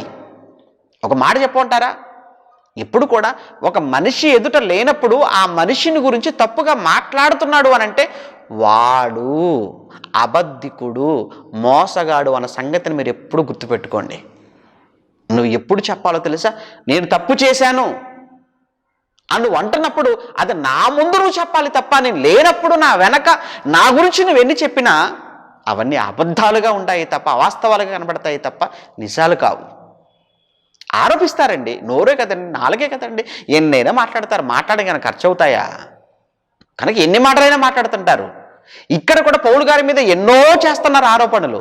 కానీ పౌలు గారు అన్నారు, అయ్యా వీటిలో ఏ ఒక్కటి కూడా వారు రుజువు పరచజాలరు అన్నాడు. ధర్మశాస్త్రమందులు ప్రవక్తల గ్రంథమందులు రాయబడి ఉన్నవన్నీ నమ్మి నీతిమంతులకును అనీతిమంతులకును పునరుత్థానము కలగబోచున్నదని వీరు ఏదైతే నిరీక్షిస్తున్నారో, వీరు నిరీక్షించింది ఏదైతే ఉందో నేను కూడా సేమ్ అదే నిరీక్షణ అయ్యా. మళ్ళా వారు దానికి మతభేదం అని పేరు పెట్టు ఈ మార్గము చెప్పున నా పితరుల దేవుడు సేవించుచున్నారు, తమ ఇతరులు వారు ఒప్పుకొనుచున్నారు కదా. ఈ విధంగా నేను దేవుని ఎడల మనుషులు ఎల్లప్పుడూ నా మనస్సాక్షి నిర్దోషమైనదని ఉండినట్లు నేను అభ్యాసం చేసుకొనుచున్నాను. కొన్ని సంవత్సరముల తర్వాత నేను నా స్వజనులకు దాన ద్రవ్యములను కానుకలను అప్పగించడానికి నేను వచ్చాను. యెరూషలేముకి అసలు ఎందుకు వచ్చాను? అసలు కారణం ఇది. పోగు చేయబడిన కానుకలు ఏవైతే ఉన్నాయో వాటన్నింటిని కూడా తీసుకుని వచ్చి వారికి అప్పగించి వెళ్ళిపోదామన్న ఉద్దేశంతో నేను వచ్చాను. కానీ నన్ను చూసారా ఎంత ఇబ్బంది పెడుతున్నాను, చూసారా ఎంత శ్రమ పెడుతున్నారో, నా మీద చూసారా ఎన్ని ఆరోపణలు చేస్తున్నారో. నేను శుద్ధి చేసుకునే వాడిని ఇలాగ అప్పగింపబడగా వారు దేవాలయంలో నన్ను చూశారా. నేను దేవాలయానికి ఎందుకు వెళ్ళాను? నన్ను శుద్ధి చేసుకోవడం కోసం వెళ్ళాను అంతేనండి. ఇక నేను ఎందుకు వచ్చాను ఏంటో కూడా ఆలోచన చేయకుండా గుంపుగా నా మీద పడ్డారు, లాక్కొని బయటకు వచ్చేశారు, నా మీద పడబోయారు, నన్ను కొట్టడం ప్రారంభించేశారు. ఆ రోజు సహస్రాధిపతి ఆ సైనికులు ఒకవేళ సమయానికి రాకపోయి ఉంటే నన్ను చంపేసేవారు వాళ్ళ చేతులు ఆ రోజు నేను చనిపోయేవాడను. ఏమండి, ఆసియా నుంచి వచ్చిన కొందరు యూదులు అందులో ఉన్నారయ్యా, నా మీద వారికి ఏమైనా ఉన్నాయడలా వారే తమ సన్నిధికి వచ్చి నా మీద నేరం మోపవలసి ఉండే. ఎందుకంటే వాళ్ళు అసలు అంతా కూడా చేసిందంతా వాళ్ళు ఆసియా దేశం నుంచి వచ్చిన వాళ్ళు వెళ్ళిపోయారు. ఇప్పుడు వీళ్ళు మిగిలిపోయారు. ఒకవేళ నా మీద ఏదైనా ఉంటే వాళ్ళు వచ్చే కదా మీ దగ్గర చెప్పుకోవాలి. లేదా నేను మహాసభ ఎదుట నిలిచి ఉన్నప్పుడు మృత పునరుత్థానం గురించి నేను వారి ఎదుట విమర్శింపబడుచున్నాను, వారి మధ్య నిలబడి నేను బిగ్గరగా చెప్పిన ఈ ఒక్క మాట విషయమే తప్ప నా యందు మరి ఏ నేరమైనను వీరు కనుగొని ఉంటే వీరైనా చెప్పొచ్చు అన్నప్పుడు 22లో ఫెలిక్సు ఈ మార్గమును గూర్చి అన్నాడు. చూడండి ఏమండి, ఫెలిక్సు ఈ మార్గమును గూర్చి బాగుగా ఎరిగిన వాడై సహస్రాధిపతి అయినటువంటి లూసియా వచ్చినప్పుడు మీ సంగతిని నేను విచారించి తెలుసుకుందనని చెప్పి అంతటితో ఆ వాదన అలా ఆపేశాడు. అంటే ఫెలిక్స్కు బాగా తెలుసా? ఏం తెలుసు? క్రీస్తుని గురించి, క్రీస్తు మార్గాన్ని గురించి బాగా తెలుసండి. ఎవరికి? ఈ ఫెలిక్స్కి. మరియు ఎందుకు నేను చెప్తాను తర్వాత. మరియు అతన్ని విడిగా కావలిలో ఉంచి అతనికి పరిచారం చేయుటకు అతని స్వజనులలో ఎవరిని ఆటంకపరచకూడదని ఇతనికి కావలసినవన్నీ కూడా జాగ్రత్తగా చూసుకోండి అని చెప్పి ఆజ్ఞాపించాడు శతాధిపతికి. కొన్ని దినములైన తర్వాత ఫెలిక్సు యూదురాలైన ద్రుసిల్లా అను తన భార్యతో కూడా వచ్చి పౌలును పిలిపించి క్రీస్తు యేసునందలి విశ్వాసమును గూర్చి అతడు బోధింపగా వినెను. కొద్ది రోజుల తర్వాత భార్యతో పాటు వచ్చాడట. వచ్చి కూర్చొని సింహాసనం మీద పౌలు గారిని పిలిపించాడు. ఇంతకీ ఎవరు తన భార్య అంటే ద్రుసిల్లా. ఎవరు ఈవిడ? యూదురాలు. అంటే ఒక యూదురాలైన ద్రుసిల్లాను భార్యగా చేసుకున్నాడు అని అంటే దీనిని బట్టి మనకి ఏమర్థం అవుతుందని అంటే యూదుల ధర్మశాస్త్రం పైనను అలానే యూదులలో నుంచి క్రైస్తవులైన వారి విషయం పైన లేదా క్రీస్తు మార్గం పైన కూడా ఖచ్చితంగా వీరిద్దరికీ అవగాహన ఉంది. అందుకే పౌలును పిలిపించి క్రీస్తు యేసునందలి విశ్వాసమును గూర్చి అతడు బోధింపగా వింటున్నాడు.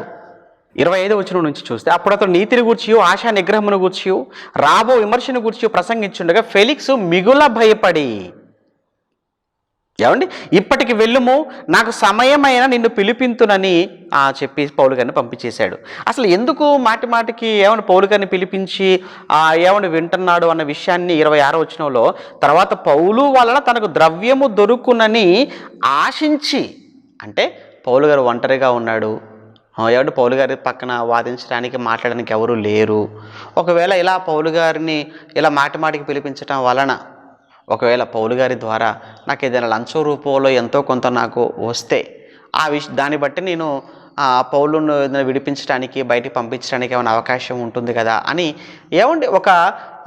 ఏమంటారంటే ఒక అన్యాయపు ఒక ఆలోచన ఈ ఫెలిక్స్ చేసినట్టుగా. ఎందుకంటే పౌలును బట్టి ఏదో ద్రవ్యము దొరుకుతుంది అని ఆ ఉద్దేశంతో ఆ పౌలును పిలిపించి మాటి మాటికి అతనితో సంభాషణ చేయటం అనేది జరిగింది. ఇక్కడ చూస్తున్నాం. 2 సంవత్సరములైన తర్వాతనట ఫెలిక్స్కు ప్రతిగా పోర్క్యూ ఫేస్తు అధికారంలోకి వచ్చాడు. అంటే ఇతను వెళ్ళిపోయాడు. ఇతని తర్వాత ఇతను గవర్నర్గా అధికారంలోకి వచ్చాడు పోర్క్యూ ఫేస్తు. అప్పుడు ఫెలిక్స్ యూదుల చేత అంటే యూదులందరి చేత మంచివాడు అనిపించుకోవాలనే ఉద్దేశంతో పౌలును విడిచిపెట్టకుండా పౌలును అలానే బంధకములో పెట్టి అతను వెళ్ళిపోయాడు.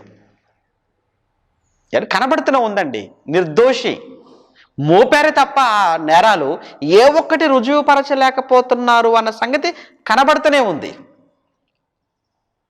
కానీ ఇక్కడ మనం చూస్తుంటే ఈ ఫెలిక్స్ కేవలము యూదుల చేత మంచివాడు అనిపించుకోవాలనే ఉద్దేశంతో మాత్రమే పౌలును విడిచిపెట్టకుండా ఆ బందీ గృహంలోనే పెట్టి వెళ్ళిపోయాడట. ఇప్పుడు అధికారంలోకి వచ్చినటువంటి ఫేస్తు 25వ అధ్యాయం. ఫేస్తు ఆ దేశ అధికారమునకు వచ్చిన 3 దినములకు కైసరియా నుండి యెరూషలేమునకు వెళ్ళాను. కైసరియా నుంచి యెరూషలేముకు వెళ్ళాడు. అప్పుడు ప్రధాన యాజకులను యూదులలో ముఖ్యులను పౌలు మీద తాము తెచ్చిన ఫిర్యాదు సంగతి అతని దగ్గర ఆ ఫేస్తు వచ్చేసాడు ఈరోజు యెరూషలేముకు అనగానే పౌలు గారి మీద ఎవరెవరైతే ఆరోపణలు చేశారో వాళ్ళంతా కూడా వచ్చి ఆయన కలిసి అయ్యా మరి మీ కస్టడీలో ఒక ఆయన ఉన్నాడు కదా, ఆయన పేరు పౌలు, కనుక దయచేసి మీరు అతన్ని విచారించడానికి యెరూషలేముకు మీరు తీసుకుని వస్తారా? ఇక్కడ తీసుకొస్తే బాగుంటుంది అని వీళ్ళంతా కూడా ఆ ఫేస్ దగ్గరికి వెళ్ళి మాట్లాడడం అన్నది జరుగుతుంది. ఎందుకు అని అంటే ఇది కూడా కేవలం ఆ మార్గమధ్యంలో పౌలు గారిని చంపటానికి అన్న సంగతి మనకు 3వ వచనంలో కనబడుతుంది. త్రోవలో అతను చంపుటకు పొంచి ఉండి అన్న పదం అక్కడ రాయబడి ఉంది. అప్పుడు ఫేస్ అంటాడు, పౌలు ఎలాగో అక్కడ కైసరియలో కావలిలో ఉన్నాడు కదా, నేను శీఘ్రంగా అక్కడికి వెళ్ళిపోతాను, మీలో సమర్థులైన వారు నాతో కూడా రండి, ఆ మనిషిని ఎందు తప్పిదం ఏమైనా ఉంటే అతని మీద మీరు మోపవచ్చు అని ఆ ఫేస్తూ చాలా తెలివిగా సమాధానం చెప్పి అక్కడి నుంచి వెళ్ళిపోయాడు. ఏమండి, ఇతడు వారి యొద్ద 8-10 దినములు గడిచిన తర్వాత ఉండి ఆ కైసరికి వెళ్ళిపోయిందని న్యాయపీఠం మీద కూర్చున్నాడు. పౌలును తీసుకొని రమ్మన్నాడు.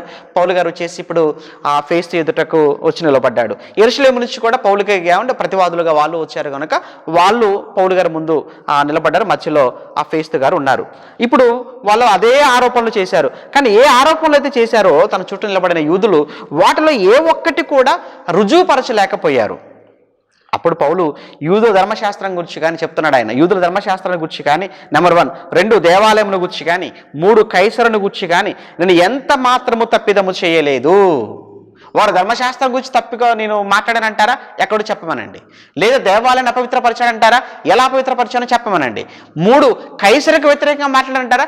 ఎక్కడ మాట్లాడాను అంటున్నారే కానీ ఒక్కటి కూడానయ్యా ఇప్పటి వరకు సహస్రాధిపతి ఎదుట కావచ్చు, ఫెలిక్స్ ఎదుట కావచ్చు, ఇప్పుడు ఫేస్తుగా మీ ఎదుట కావచ్చు ఆరోపణలు చేస్తున్నారు తప్ప ఒక్కటి కూడా నా పైన వారు నిరూపించలేకపోతున్నారు అని చెప్పగానే అప్పుడు ఆయన అంటాడు, యూదుల చేత ఇతను కూడా యూదుల చేత మంచివాడు అనిపించుకోవడం కోసం అని చెప్పి ఫేస్తూ, అలా అయితే మనం యెరూషలేముకి వచ్చి చెప్పుకుంటావా? ఎందుకంటే వాళ్ళు కోరుకున్నారు కదా యెరూషలేముకి తీసుకురమ్మని, కనుక యెరూషలేముకి వచ్చి నువ్వు చెప్పుకుంటావా అనగానే పౌలు గారికి విషయం అర్థమైంది. నన్ను యెరూషలేముకి ఎందుకు రమ్మంటున్నారు?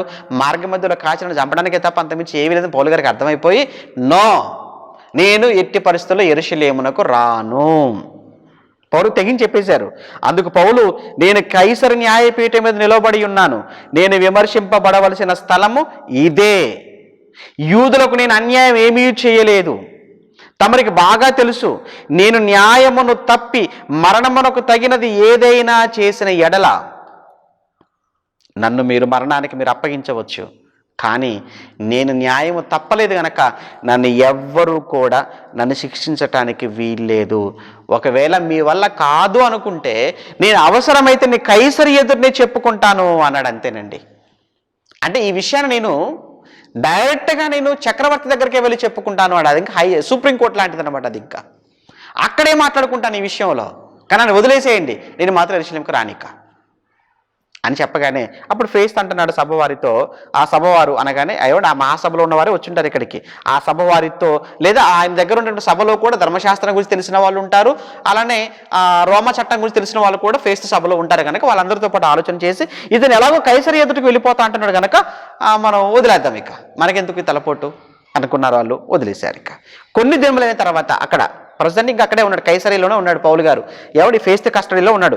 కొన్ని దినములైన తర్వాత రాజైన అగ్రిప్పయు బెర్నికేయు ఫేస్తు దర్శనము చేసుకున్నట్టుకు కైసరియకు వచ్చారండి. ఇంతకు వీళ్ళెవరు? రాజు అగ్రిప్ప అంటే హేరోదు అగ్రిప్ప 2 ఇతను. మీకు తెలుసు కదండి, వాళ్ళంతా కూడా హేరోదులు అంటారు, మహా హేరోదు. ఆ తర్వాత అర్కెలాయని మనం చదువుకుంటాం అక్కడ. యేసుక్రీస్తు చనిపోయిన తర్వాత, హేరోదు చనిపోయిన తర్వాత యేసు ప్రభు కాలంలో ఉన్నటువంటి హేరోదు ఉన్నాడు కదా, 2 సంవత్సరాల్లో పిల్లలందరినీ చంపించమని చెప్పిన శాసనం చేసిన హేరోదు, అతను చనిపోయింది, అతని కుమారుడు. అతని తర్వాత 12వ అధ్యాయంలో ఉంటాడు హేరోదు. 12వ అధ్యాయంలో యాకోబును చంపించాడు. హేరోదు అగ్రిప్ప 1 అతను, అక్కడ హేరోదు అని రాయబడింది.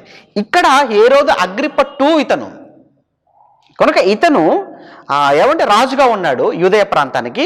రాజైన అగ్రిప్పయు బెర్నికేయు ఫేస్తు దర్శనము చేసుకుంటూ కైసరికి వచ్చింది. విచిత్రం ఏంటంటే ఈ బెర్నికేయు ఈ అగ్రిప్ప వీళ్ళిద్దరూ కూడా అన్నా చెల్లెళ్ళు, కానీ వీరు అక్రమ సంబంధం కలిగి వీరు వివాహం చేసుకోవడం జరిగింది. ఇది చరిత్ర చెప్తున్న సత్యం. ఓకే, రాజైన అగ్రిప్పయు బెర్నికేయు ఫేస్తు దర్శనం చేసుకున్నట్టుకు వచ్చారు. వారు అక్కడ అనేక దినాలు ఉన్నారట కైసరియలో ఈ ఫేస్తుతో పాటు. అప్పుడు పౌలు సంగతి ఈ రాజుకు తెలియవచ్చింది. ఎవరికి? ఈ అగ్రిప్పకు. అదేంటంటే ఫేస్తు చెప్తున్నాడు. ఫెలిక్స్ వెళుతూ వెళుతూ ఒక కేసు వదిలేసి వెళ్ళిపోయాడు. ఆ కేసు ఏంటంటే పౌలు అనే కేసు. ఇతను యెరూషలేములో ఉన్నప్పుడు ప్రధాన యాజకులను పెద్దలను అందరిని తీసుకొచ్చి ఫిర్యాదు చేశారు, శిక్ష విధించాలని ఏడుకున్నారు. ఆ నేరం చాలా మోపారు, కానీ ఒక్క నేరాన్ని కూడా అతని మీద రుజువు చేయలేకపోయారు. ఆ తర్వాత అతను వచ్చేసేమో నేను అవసరం చక్రవర్తి దగ్గరికి వెళ్ళిపోయి చక్రవర్తి దగ్గరని మాట్లాడతానని చెప్పేసి అని చెప్పుకుంటున్నాడు అని ఈ విషయం అంతటినీ కూడా ఫేస్తు ఈ వచ్చినటువంటి అగ్రిప్పకు చెప్పేశాడు.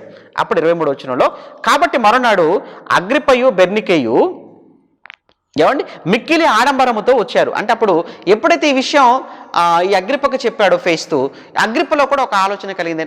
చూద్దాం ఆ పౌలును ఒకసారి ఆ వాదన మనం కూడా విందాం, మనం ఏమైనా సలహా ఇవ్వగలిగితే, మనం న్యాయం చేయగలిగితే చేద్దాము, ఒకసారి నా దగ్గర కూడా వచ్చి మాట్లాడమనండి అనగానే తెల్లారి సభ ఏర్పాటు చేసేసాడు ఫేస్తు.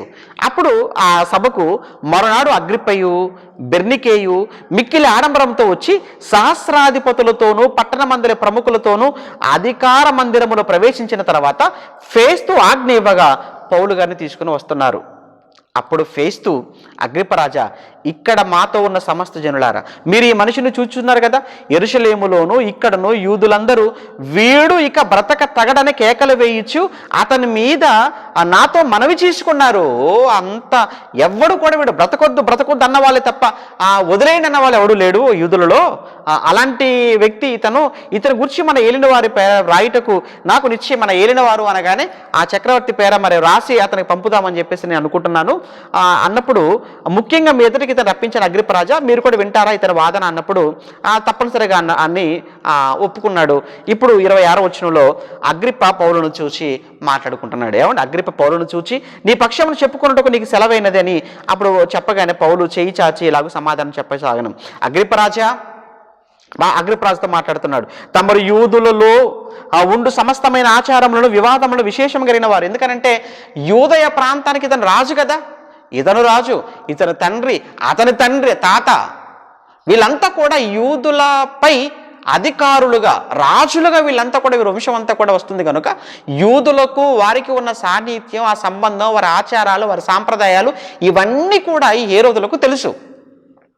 అందుకే పౌలు గారు ఈ మాట అంటున్నారు, మీరు విశేషం కలిగిన వారు కదా, యూదులు నా మీద మోపిన నేరములన్నింటినీ గురించి నేను తమరైతే సమాధానం చెప్పుకొని పోతున్నందున నేను ధన్యుడు. ఎందుకంటే అన్నీ మీకు తెలుసు కాబట్టి, తెలిసినటువంటి మీలాంటి వారు ఏదో నేను చెప్పుకోవటం అది నా ధన్యత నేను అనుకుంటున్నాను. దయచేసి ఓపికతో వినండి అని పౌలు గారు మాట్లాడుతున్నాను. 4వ వచనంలో, మొదటి నుంచి యెరూషలేము నా జనం మధ్యను బాల్యము నుంచి నేను బ్రతికిన దినములు ఎలాగను అని చెప్పి పౌలు గారు మరలా క్రీస్తుకు పూర్వం తన చరిత్ర అంతా చెప్తున్నాను. క్రీస్తులోకి రాకమనుపు తను ఎక్కడ పుట్టాడు, ఏమండి ఎలా యెరూషలేముకి వచ్చాడు, ఎవరి దగ్గర ఆయన ధర్మశాస్త్రాన్ని ఇచ్చుకున్నాడు, ఆ తర్వాత క్రైస్తవులైన వారిని ఎలా హింసించాడు, ఆ తర్వాత దమస్కు మార్గం ఏంటి, ఆ మార్గంలో జరిగిన సంఘటన ఏంటి, ఆ తర్వాత అననీయ ఏంటి, బాప్తిస్మం ఏంటి, ఆ తర్వాత అతను అరేబియాకి వెళ్ళిపోవటం ఏంటి, ఇవన్నీ కూడా అన్నమాట. ఇవన్నీ కూడా తను చెప్తూ ఏమండి 21వ వచనానికి వచ్చేసరికి ఆయనను యూదులు దేవాలయాన్ని పట్టుకొని చంపుటకు ప్రయత్నం చేశారు. ఇలా నేను చాలా ప్రాంతాలకు, అన్ని జిల్లా ప్రాంతాలకు వెళ్ళాను, వాక్యం చెప్పాను. అంతేకాదు యెరూషలేములో ఉన్న సంఘం కోసం అని చెప్పి ఆ చోట్ల కానుకలు సేకరించాను, అవన్నీ తీసుకొని ఇక్కడ ఉన్న వాళ్ళకి ఇద్దామని వచ్చాను. వచ్చిన తర్వాత వాళ్ళు శుద్ధి చేసుకోవడానికి దేవాలయంకి వెళ్ళమన్నారు. అలా నాతో పాటు 4 వ్యక్తులను తీసుకుని వెళ్ళాను, అక్కడ నన్ను బలవంతంగా పట్టుకున్నారు.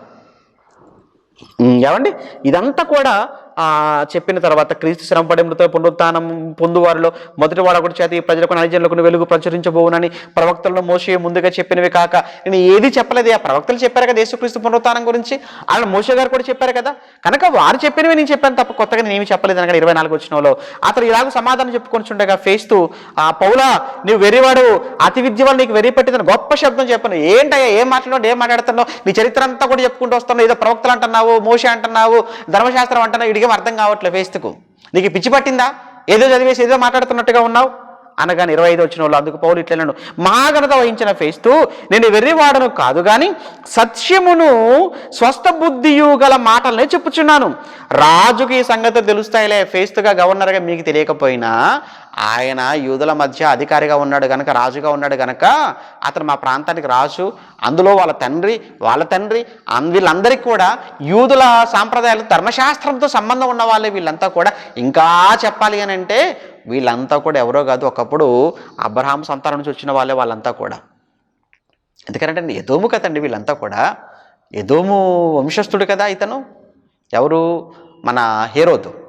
ఓకేనా, సరే ఇక్కడ రాగానే ఇదంతా కూడా చెప్పిన తర్వాత మీకు అర్థం కాదులేండి, అవన్నీ రాజుగారికి తెలుసు అని చెప్పిన తర్వాత 26వ వచనంలో, రాజు ఈ సంగతులు ఎరుగును కనుక అతని ఎదురు నేను ధైర్యముగా మాట్లాడుచున్నాను, వాటిలో ఒకటియు అతనికి మరుగై ఉండలేదని రూఢిగా నమ్ముచున్నాను.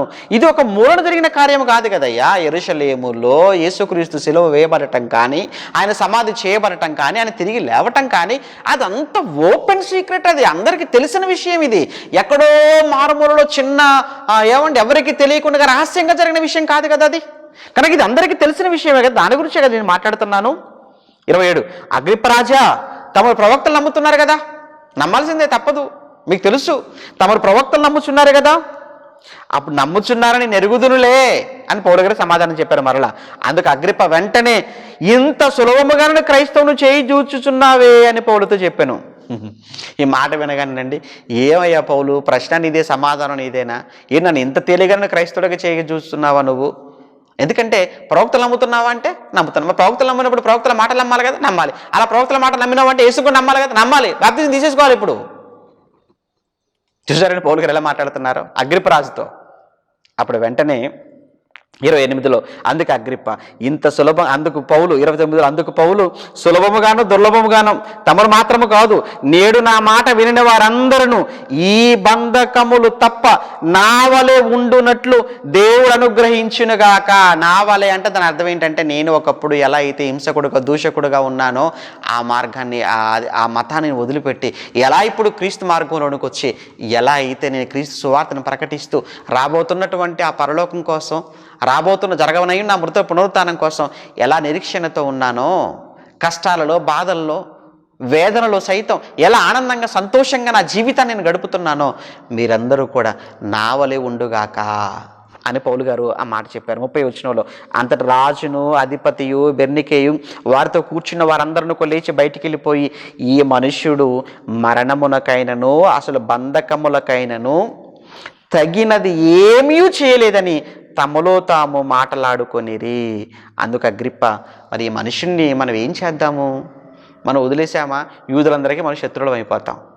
అలా లోపల పెడదామా? లోపల పెట్టదామంటేనేమో ఇతను ఏ నేరమో చేసిన వాడిగా కనిపించడం లేదు, ఏ రుజువులు లేవు. మరి ఏం చేద్దాం? ఎలాగో ఆప్షన్ కూడా తానే ఎన్నుకున్నాడు, మనకే బాధ లేదు, మన చేతికి మట్టి అంటకుండగా ఆ పౌలే నేను రాజుగారి దగ్గరికి వెళ్ళిపోతాను, చక్రవర్తి దగ్గర, కైసర్ దగ్గరికి వెళ్ళిపోతాను అన్నాడు కనుక మనం ఒక పని చేద్దాం. వదిలిపెడితేనేమో వీళ్ళకి సమస్య, అలా లోపల పెడితేనేమో అతను రోమ పౌరసత్వం, అతనుకున్న రోమా పౌరసత్వాన్ని బట్టి మన రోమా చట్టానికి వ్యతిరేకంగా నడుచుకునే వాళ్ళం అయిపోతాం.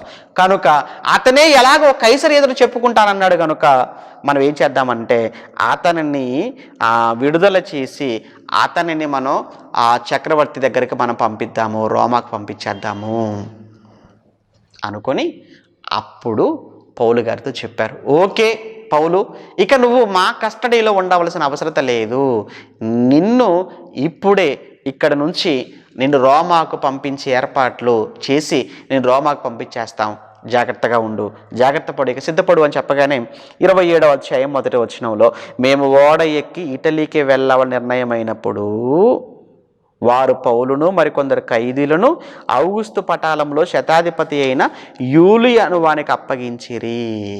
మొత్తానికి పౌలును యూలి అనే శతాధిపతికి మరికొంతమంది సైనికులను, వాళ్ళని శిక్ష పడిన మరికొంతమంది ఖైదీలు ఉంటారు కదా, వారందరినీ అప్పగించేశారు. ఇప్పుడు పౌలు గారు ఎక్కడికి బయలుదేరాడు అనమాట? కైసరియా నుంచి రోమాకు బయలుదేరాడు.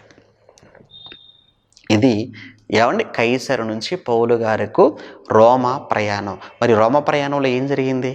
రోమా ప్రయాణంలో ఎక్కడెక్కడ వాళ్ళు ఆగిపోయారు, ఎక్కడెక్కడ ఆగినప్పుడు వాళ్ళు ఎన్ని బాధలు, కష్టాలు అనుభవించారు, ఇది మనం తర్వాత భాగంలో మనం మాట్లాడుకుందాం. Okay, thank you. ప్రార్థన చేసుకుందాం. ప్రేమగల తండ్రి, మీకు వందనాలు. మీ పిల్లలకు 3వ ప్రయాణం అనంతరం అలానే రోమా ప్రయాణానికి మధ్యలో మీ కుమారుడు, అలానే మా అందరికీ మార్గదర్శి, సువార్త యందు బహు ప్రయాసపడినవాడు, సువార్త యోధుడు, క్రీస్తు సామ్రాజ్య రథసారథి పౌలు జీవితంలో చోటు చేసుకున్న అనేకమైన పరిణామాలను గురించి మాకిచ్చిన లేఖనాలలో నుంచి మాట్లాడుకున్నాం. విన్నా, నేర్చుకున్నా, చదువుకున్న ప్రతి మాటను జ్ఞాపకంలో పెట్టుకొని తండ్రి, వాటిని మా జీవితాలకు అన్వయించుకుంటూ ఎప్పుడు కూడా వాటి ప్రకారంగా బ్రతకాలన్న ఆలోచనతో మా జీవితంలో అడుగులు ముందుకు వేయటకు సహాయం చేయమని కోరుతూ క్రీస్తు నామని ప్రార్థన అడుగుతున్నాము తండ్రి. ఆమేన్.